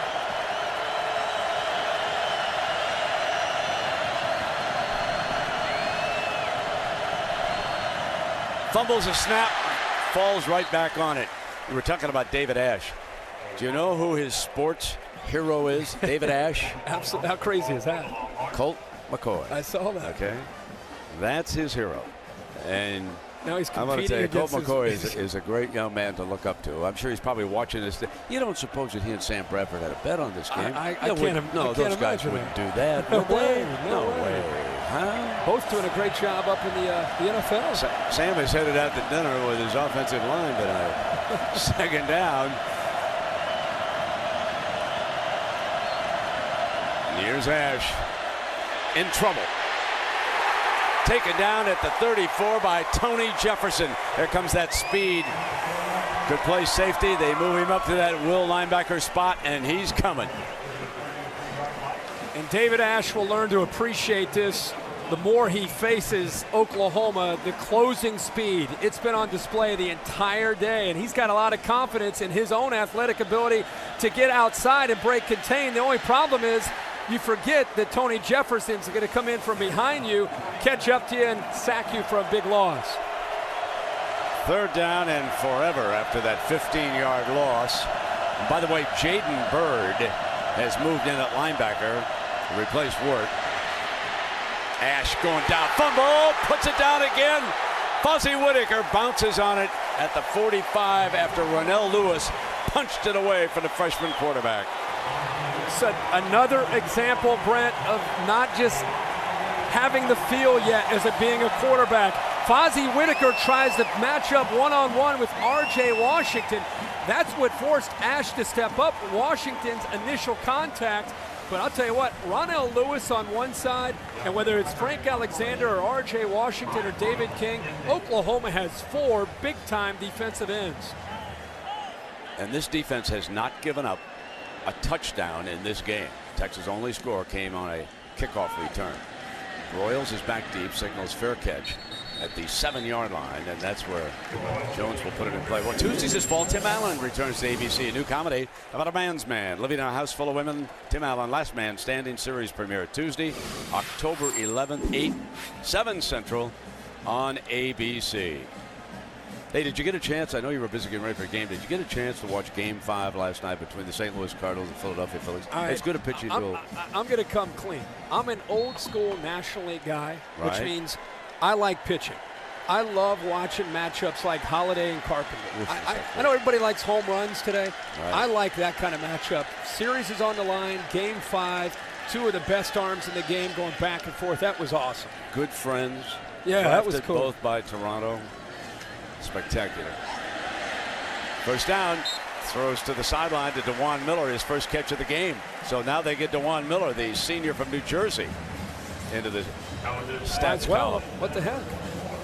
I'm just interested that they're backed up deep inside their own 10-yard line and up 48-10? Yeah. He's going to keep firing away. You like the well-pitched games? Oh, it was a great pitcher's duel. Cardinals winning at 1-0. How about Holiday? And Furcall, what a pickup he was for the Dodgers to play shortstop. That one play he makes last night comes up firing.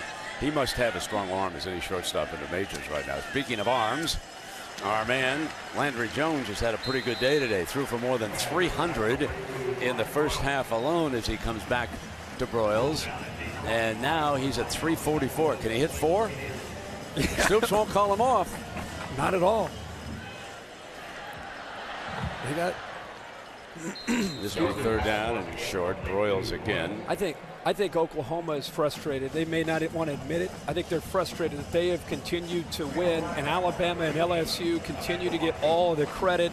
I think they're out here trying to send a message to people, and they're not going to let up. 3rd and 4. Of course, you made the key point, and there is no Big 12 championship game this year. Remember that. The last game's going to be Bedlam in Stillwater. And Oklahoma State has another great offense. Pump fake, Landry Jones going deep, and there's interference. That was clearly, there was no doubt about Vaccaro reaching over on the wide receiver, but in fairness to Vaccaro, he might have saved 6. On the defense, number 4, 15-yard penalty. First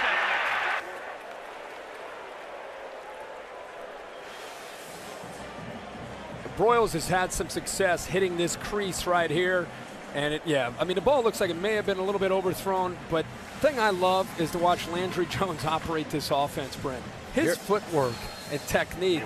Watch a little pump fake. Watch how he's able to reset his feet, get back, and that's why he's so accurate. It's as much about his feet as it is his arm. Now, Coach Gundy said Brandon Williams would get a shot, and here he is. So here's their ballyhooed freshman. He is behind Landry Jones now on 1st and 10. And number 23 gets his first call in this game. That was a powerful run out to the 46-yard line. So a youngster we've been waiting to see. And believe me, if he gets to daylight, he has breakout speed. So we come to the end of the 3rd quarter. We're looking forward to watch a couple of young running backs come down the stretch. If you're an OU fan, you're going to want to peek at Williams. So we'll continue after this message and a word from our ABC stations. Downtown Dallas, not far from the Cotton Bowl, where Oklahoma leads Texas 48-10 as we start the final quarter. And freshman Brandon Williams from Brookshire, Texas, motions out for Landry Jones, wants to set the screen and throws it incomplete as he was under enormous pressure from Emmanuel Acho. of the Acho brothers, and his older brother playing in the NFL. Acho comes right through the A gap between the center and the guard. You can see both of them kind of looking at each other, who's going to pick him up. They both missed it. Firing complete.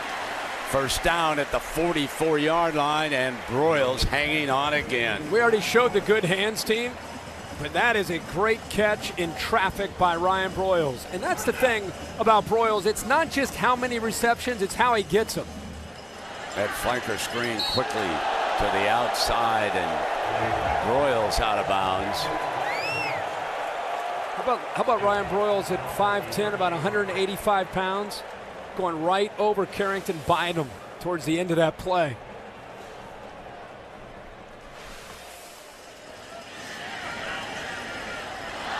And that one went right through Miller's hands, I believe it was.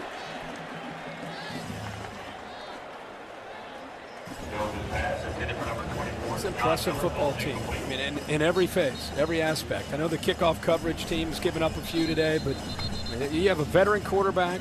You got great players, great receivers, great running backs. When you score this much, your kickoff team gets tired. 3rd down and 4. All right, now they have a chance to see that Keenan Robinson and Manuel Acho are both coming on the blitz. Texas backs out. And working the sideline is Jazz Reynolds.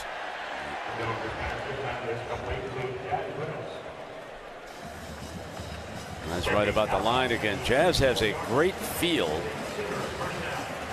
for the first down, and he picks up another one. Most of his receptions today, in fact, all but one, I think, have gone for first downs in this game. Landry Jones going to throw this one away. That also is a mark of a good quarterback. Waits till he gets his receivers at that mark and then heads it there. A lot of things about Landry Jones that impress you, I don't think they show up in the stats. I just think watching him run this up-tempo offense, he's going to be a load for any defense this year. He's a good-looking quarterback. The other thing is, and he hasn't done it today, but when he makes mistakes, he doesn't dwell on it. You know, he bounces back from potential errors early in games. We saw it last year when they played Oklahoma State. 2nd down and 10. That was deflected at the line of scrimmage, so it'll bring up a 3rd down. When you go back to the day that he was forced into the lineup, Sam Bradford right here on this field. Yep. Knocked out because of that injury, and it was tough going, but you're right. Landry did not hang his head that day. Not at all. Just kept on playing. And we've talked in the past that this Oklahoma offense always seems to have a quarterback with the similar attitude and approach to the game that Josh Heupel, who's now the offensive coordinator, the co-offensive coordinator, and calling the plays. And Sam Bradford had that. You see it now with Landry Jones as well. There's that inside handoff on 3rd down. On it close.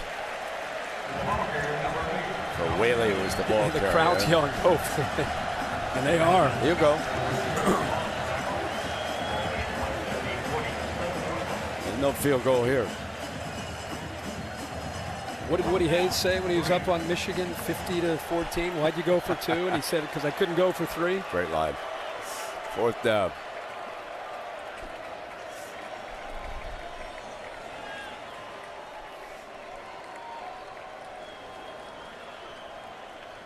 Maybe going to let it go down and call the timeout. Bringing the clock down. Now they call the timeout.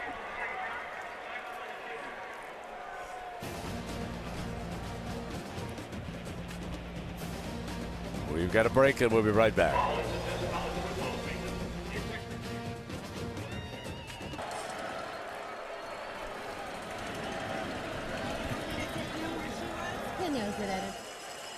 Jones throws for incomplete. Texas football. Broyles the target that time, and well covered by Vaccaro.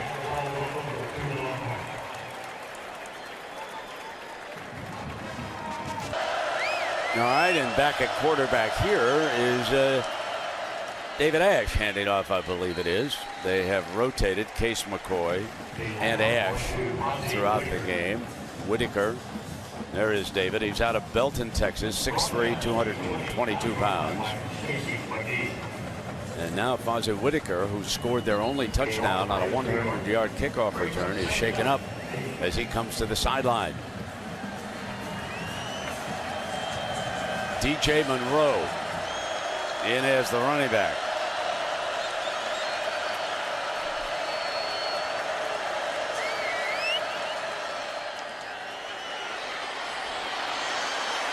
Got something this time on that far side. That nice pass to DJ Monroe, slipping out. Brent, once they had trips, meaning 3 receivers to the right, David Ash. I know Lewis maybe potentially cramping up here. He's done so much work today. But they motioned out Monroe. They had eventually four receivers out there. It was telegraphed. Oklahoma was there. It's just DJ Monroe made a miss. As we take a look at the Pacific Life game summary, turnovers have been a huge story in this game. 4 for the Horns have led to 24 points. Average yards per play here today for the Horns, only 2.8, less than 3 yards a play. Meanwhile, 367 passing yards for Landry Jones. So it is all OU's way.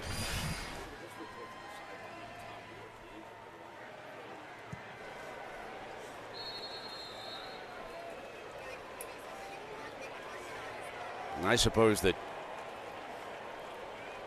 the only real negative here for Stoops, although they did a lot of that kickoff return, but I think the bigger factor is the injury to Tom Ward, the middle linebacker.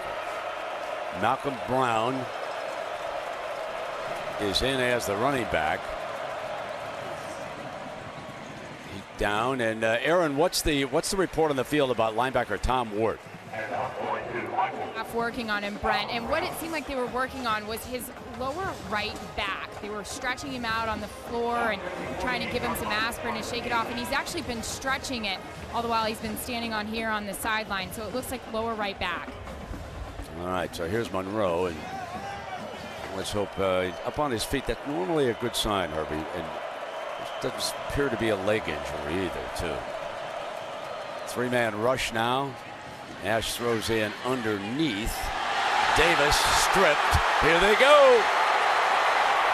Fleming into the end zone.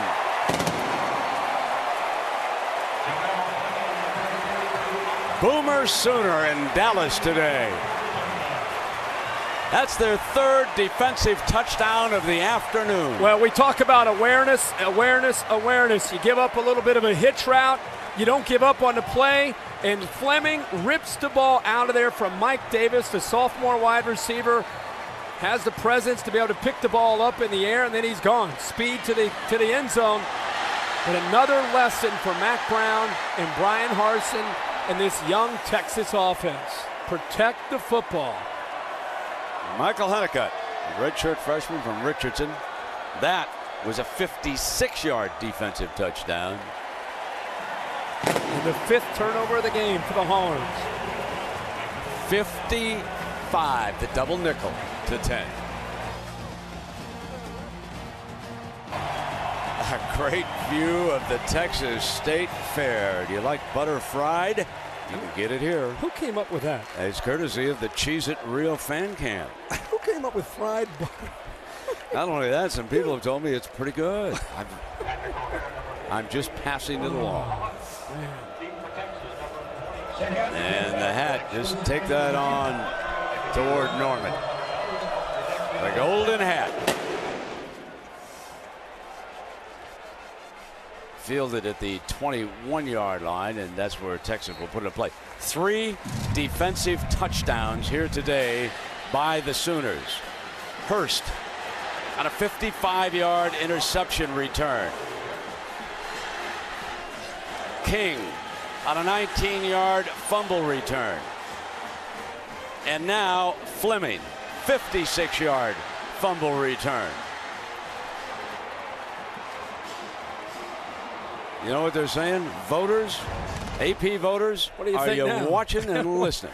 Pretty good when the defense can outscore the opposing offense. They're up 21-10. And Case McCoy will try it.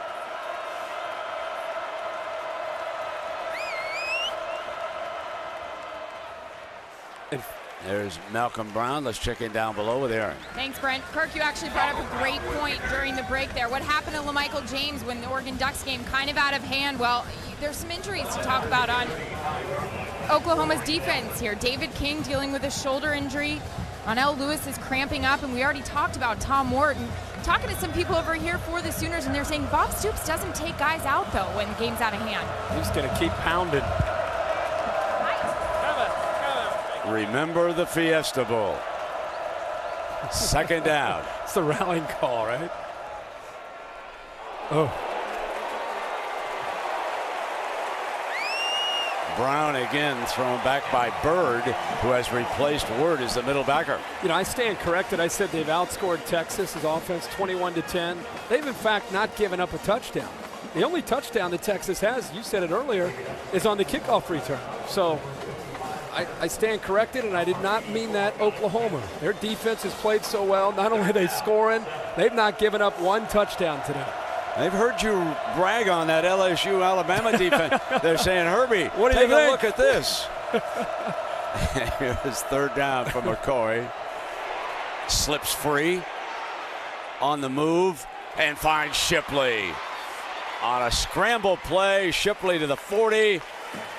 And it's a first down for the Horns. And I think you and I agree, Brent, that these freshmen are eventually going to become players that will come back to Dallas and we'll be bragging about how great they're playing. But this is just the reality of being a true freshman, being asked to step out here. In Case McCoy's case, a true sophomore. He didn't even play much last year. This is really the first year he's played much.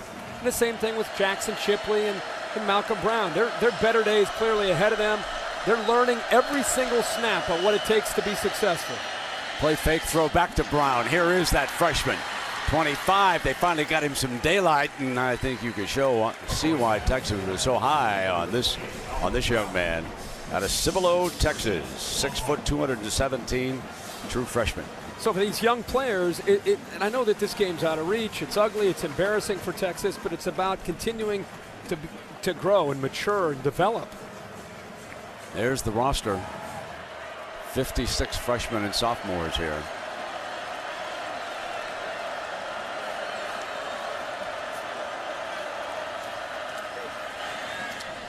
Throws in underneath, and that's Davis. Mike Davis for the first down. So the offense trying to get its first touchdown of the game for Texas. The Oklahoma defense trying to keep them out of that end zone. They'd love to say that they didn't give up a single touchdown, and the Horns, meanwhile, would like to build on something here in the fourth quarter. Colt McCoy's brother, Case, trying to take him in. Empties the backfield now.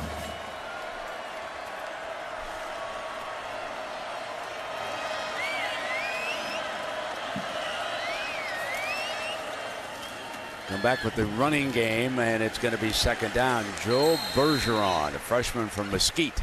Another true freshman. That's his first carry of the game, too, Herbie. Welcome in, Joe.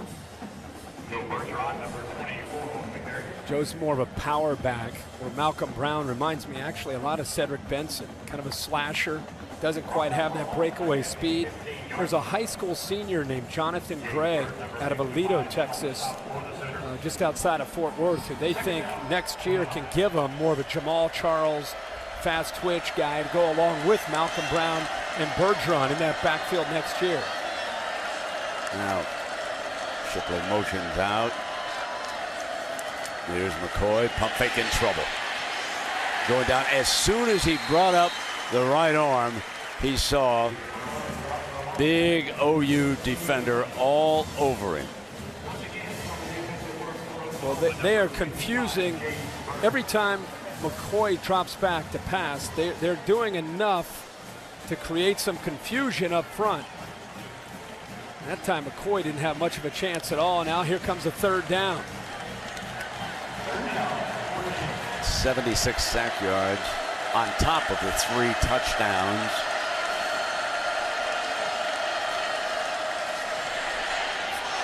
Almost intercepted. Threw it into the midst of R.J. Washington, a junior from Fort Worth. He's a backup lineman, so there are some backup players out there on the field. And R.J. Washington, this again a good job of just the awareness. Can't quite get to the quarterback. You're kind of sensing that he might be trying to throw that screen. Not just seeing it, but the athletic ability to go up, and he almost was able to intercept that. Here's your 4th down.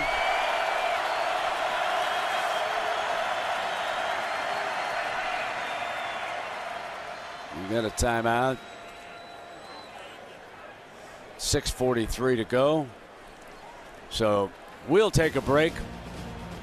Oklahoma headed to a W.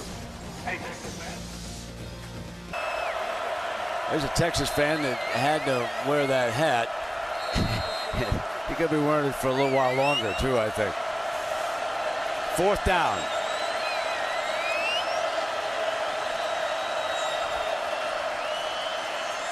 Fires, incomplete.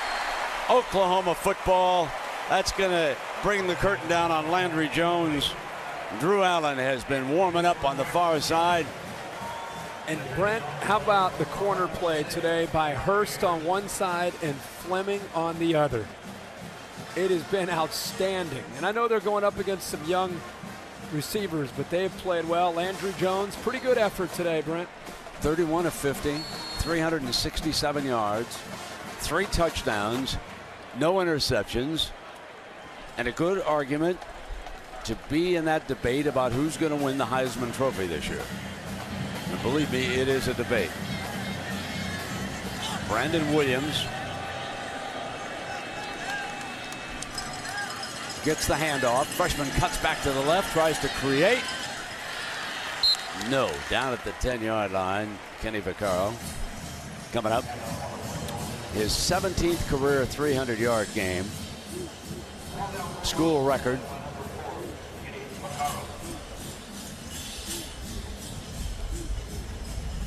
So here is the backup, Herbie. Drew Allen, he's from San Antonio. 6'5" sophomore, and it's a chance for him to get some reps trying to run this offense. Runs it in practice, looks over to the coaches, and Jay Norvell, Cale Gundy giving the play. Any reps are good reps for quarterbacks. Deflected incomplete, and that was almost a pick 6. Vaccaro was closing in. Landry Jones has done just about everything. Just, again, Brent said it, and I agree. It's not just the numbers. It's the command of this offense, the up-tempo offense.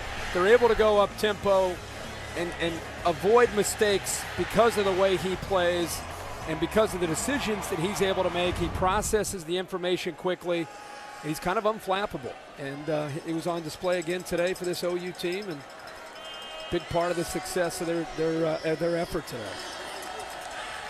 Yeah, indeed.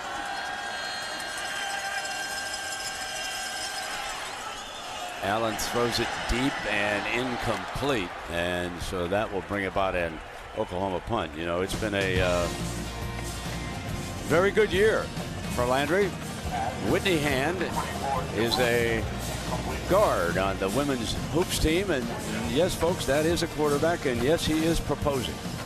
You can see on that fence, marry me. She did say yes. Okay. 4th and 15. It is interesting, Herbie, and you referred to it, to watch youngsters like Landry Jones mature. And I was thinking about the Texas quarterback situation with those two. Here's Ward's punt, fielded at midfield by Shipley, and he's down right away about the 47-yard line. So we'll have more as the Sooners have taken dead aim at a national championship, serving notice today. So there is part of the crowd. You can see a lot of burnt orange has already filed out into the midway, thinking about how this young team can grow up and get them next year. 55-10, OU. Ash hands off. And so we're getting a pretty good look here at DJ Monroe. Now, this conference, the Big 12, and they've got, I think it's 5 unbeatens right now, but Chuck Ninus, saw him down in the field. He's here today. Interim commissioner. And the SEC has welcomed Texas A&M, and they'll be gone by next season. And the Missouri president is authorized to explore conference affiliation. And the Big 12 has extended an invitation to TCU. Joe Castiglione, the athletic director at Oklahoma, is here. And remember, he was the former athletic director at Missouri.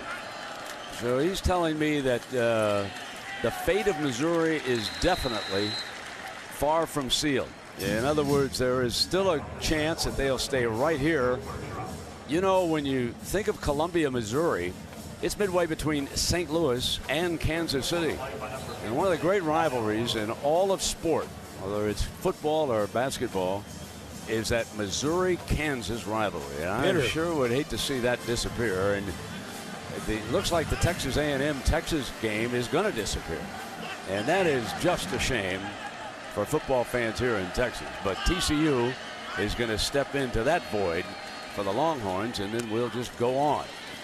There is Shipley out of bounds as he steps toward that first down and gets it. Brent, I'm hoping Missouri's just making some noise. I really don't think they have a whole lot of options right now. I think it'd be a mistake to leave, even if they got into the SEC, which it sounds like is what they're investigating. Big 12 right now, you bring TCU in, very competitive in baseball and everything except men's basketball. They seem to be doing a good job with their athletic department.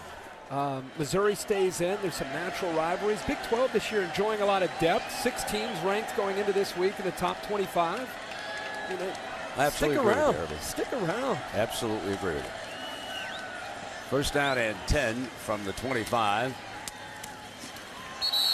I believe that's incomplete. That's incomplete. Phil Snyder, what can you say about him and the job he's done again with Kansas State? On the move. And they're showing some of the running ability that you talked about as Ash as he steps out of bounds. That is a big game in Manhattan today as far as the Big 12 is concerned. Missouri lost to Oklahoma, obviously, earlier this year in Norman. But James Franklin starting to get in command of that offense, taking over for Blaine Gabbert. They're running the football well, but I think Kansas State's been a great story. We'll find out. And they beat Miami. Down in Miami. They beat Robert Griffin and Baylor. Now they're back home going up against Missouri. And Colin Klein, their quarterback, is a gritty, tough leader running that option attack for Bill Snyder. I wouldn't mind seeing Robert Griffin before the season's over. He's just such a good-looking quarterback. And Ash running for his life. And that's what you're going to do against this OU front. That was Lewis, and he's been in there a lot here. David Asher is a dominant athlete, true freshman. And in high school, he didn't have any problem probably breaking contain and eventually making a play. But that's a defensive end. Ronell Lewis, a former outside linebacker, had made the move last year to defensive end, has 4.5 speed, if not better, and he's gonna chase you down. That defensive front, first and second team for OU. Scary. There's some fellas that are going to be lining up on Sunday. No doubt about it. And then the linebackers with Ward, assuming he's healthy, and Lewis and Tony Jefferson. That front seven's nasty.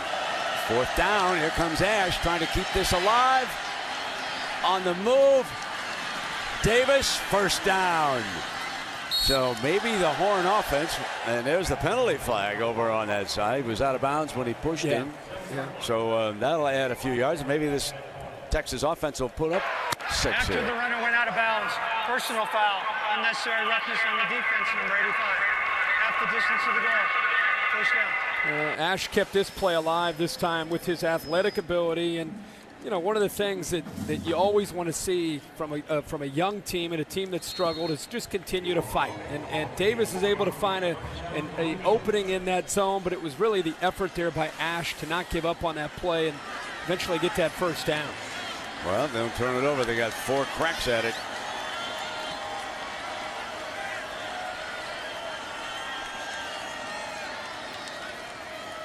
Ash is going to throw on first down. Wide open Shipley. Touchdown, Texas. Their first offensive score of the game. They had a kickoff return for a touchdown. And now Jordan Shipley's younger brother scores their first offensive touchdown of this game. That time, Demontre Hurst just looked lost in coverage.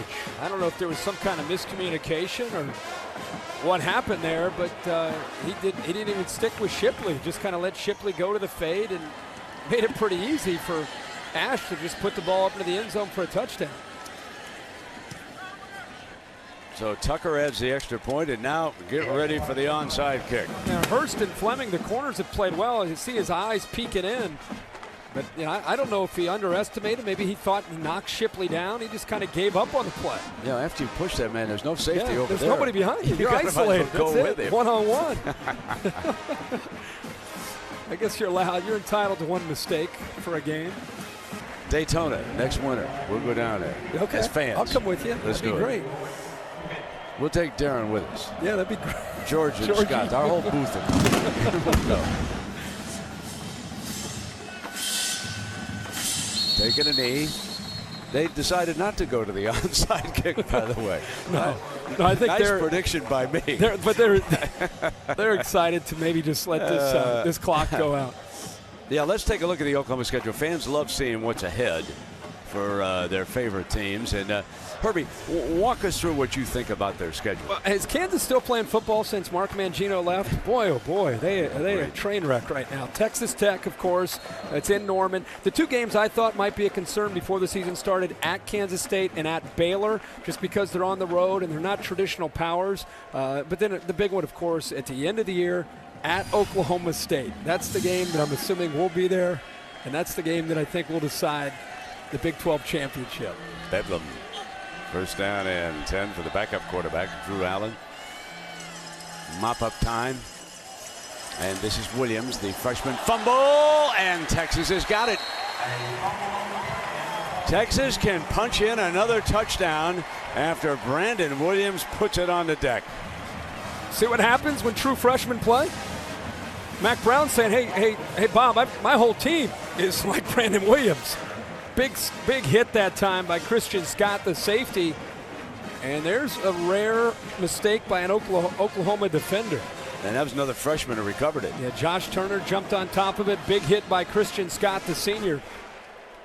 That's Oki's first turnover of the game. Came during mop-up time.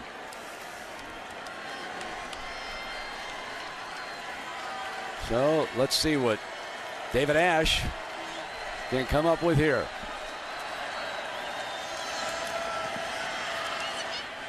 End zone, incomplete. No penalty flag. And the receiver, Marquise Goodwin, with all that speed, but he was not pulling away from that Oklahoma secondary. No, these guys can fly, and they're obviously locked in on what David Ash is trying to do. I think that the game is out of reach. It's 55-17. The game is over. But Texas just trying to be able to do anything that they can, again, about building for next week. They go back home. They play Oklahoma State. They're trying to find some things that maybe can work for them next week. Bergeron in as the running back. They throw that quick flanker screen to Shipley, and Shipley's doing as many things as his brother did. He looks a lot like him, actually. I think we were down on the field with game day before the show started, before this game started, and I looked over at Shipley and in warm-ups, and I thought, boy, he even looks bigger than his brother did. I agree. He does look a little bit taller than he's impressive. Than Jordan. To be just a true freshman and to be competing in this game, they list him at 6'1", about 190 pounds, but they say he is probably the best practice player they have on the offensive side of the ball. How many times do you ever hear that about a true freshman?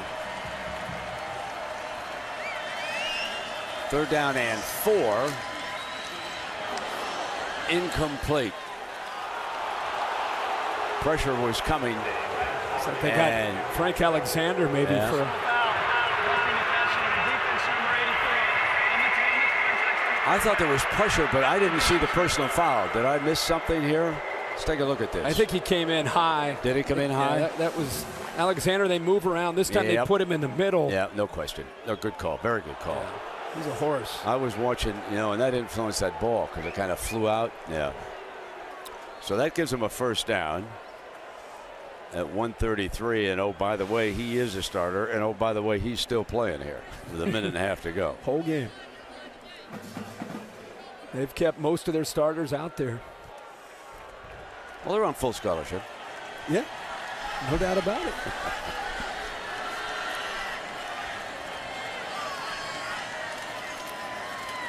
There's that long handoff to Bergeron. This will bring up second down now. Bergeron, they tried to put into the game. He's more of a power back. But if Fozzie Whitaker or Malcolm Brown or DJ Monroe don't have the football in their hands, they cannot run the football. I mean, it's about speed. So, Herbie, here's my question regarding Texas. 2 quarterbacks, and some people always say you got 2 quarterbacks, you don't have any quarterbacks. Would you make a decision if you were Mac Brown on Ash and McCoy going forward this season? I would. Since they're both freshmen, would you stick with one? I think playing 2 quarterbacks is a dicey situation. In fairness to these guys, I think you need to see what they can do in games for one of them to separate themselves from the other. But I always get worried when you see a quarterback situation where there's a platoon. Batted back down, incomplete. McFarland rolling in that time. Number 97, the junior from Lufkin, Texas. He's a starter. Rennell Lewis, out of Oklahoma, a junior. McFarland, Casey Walker, Frank Alexander, backed up by Stacy McGee, Torea Peterson, David King, R.J. Washington. This is a very, very good defensive line. And they have great depth. And that's the big difference is you can rotate guys in. It's nice to see Jamarcus McFarland starting to make plays. He came in with almost unrealistic expectations, one of the top defensive recruits a couple years ago, finally healthy and finally starting to make plays. Ash takes off. And it'll be 4th down from just shy of the 5-yard line. Minute to go here. Remember, we've got our 3:30 games coming up right afterwards. We're going to do some hits on the field afterwards if you want to. So Herbie's going down with game day. McFarland's coming off now. And join us. I'll be watching you guys from Montana late tonight. With a wrap up. Here we go now. 4th down and 5.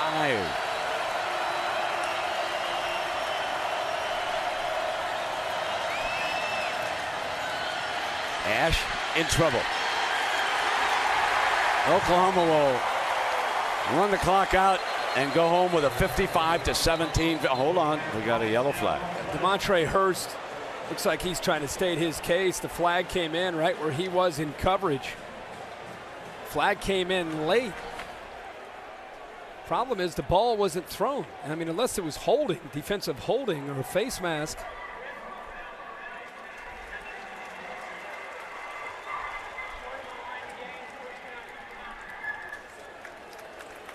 So it'll be Sooners football and victory. Golden Sombrero heads back to Norman.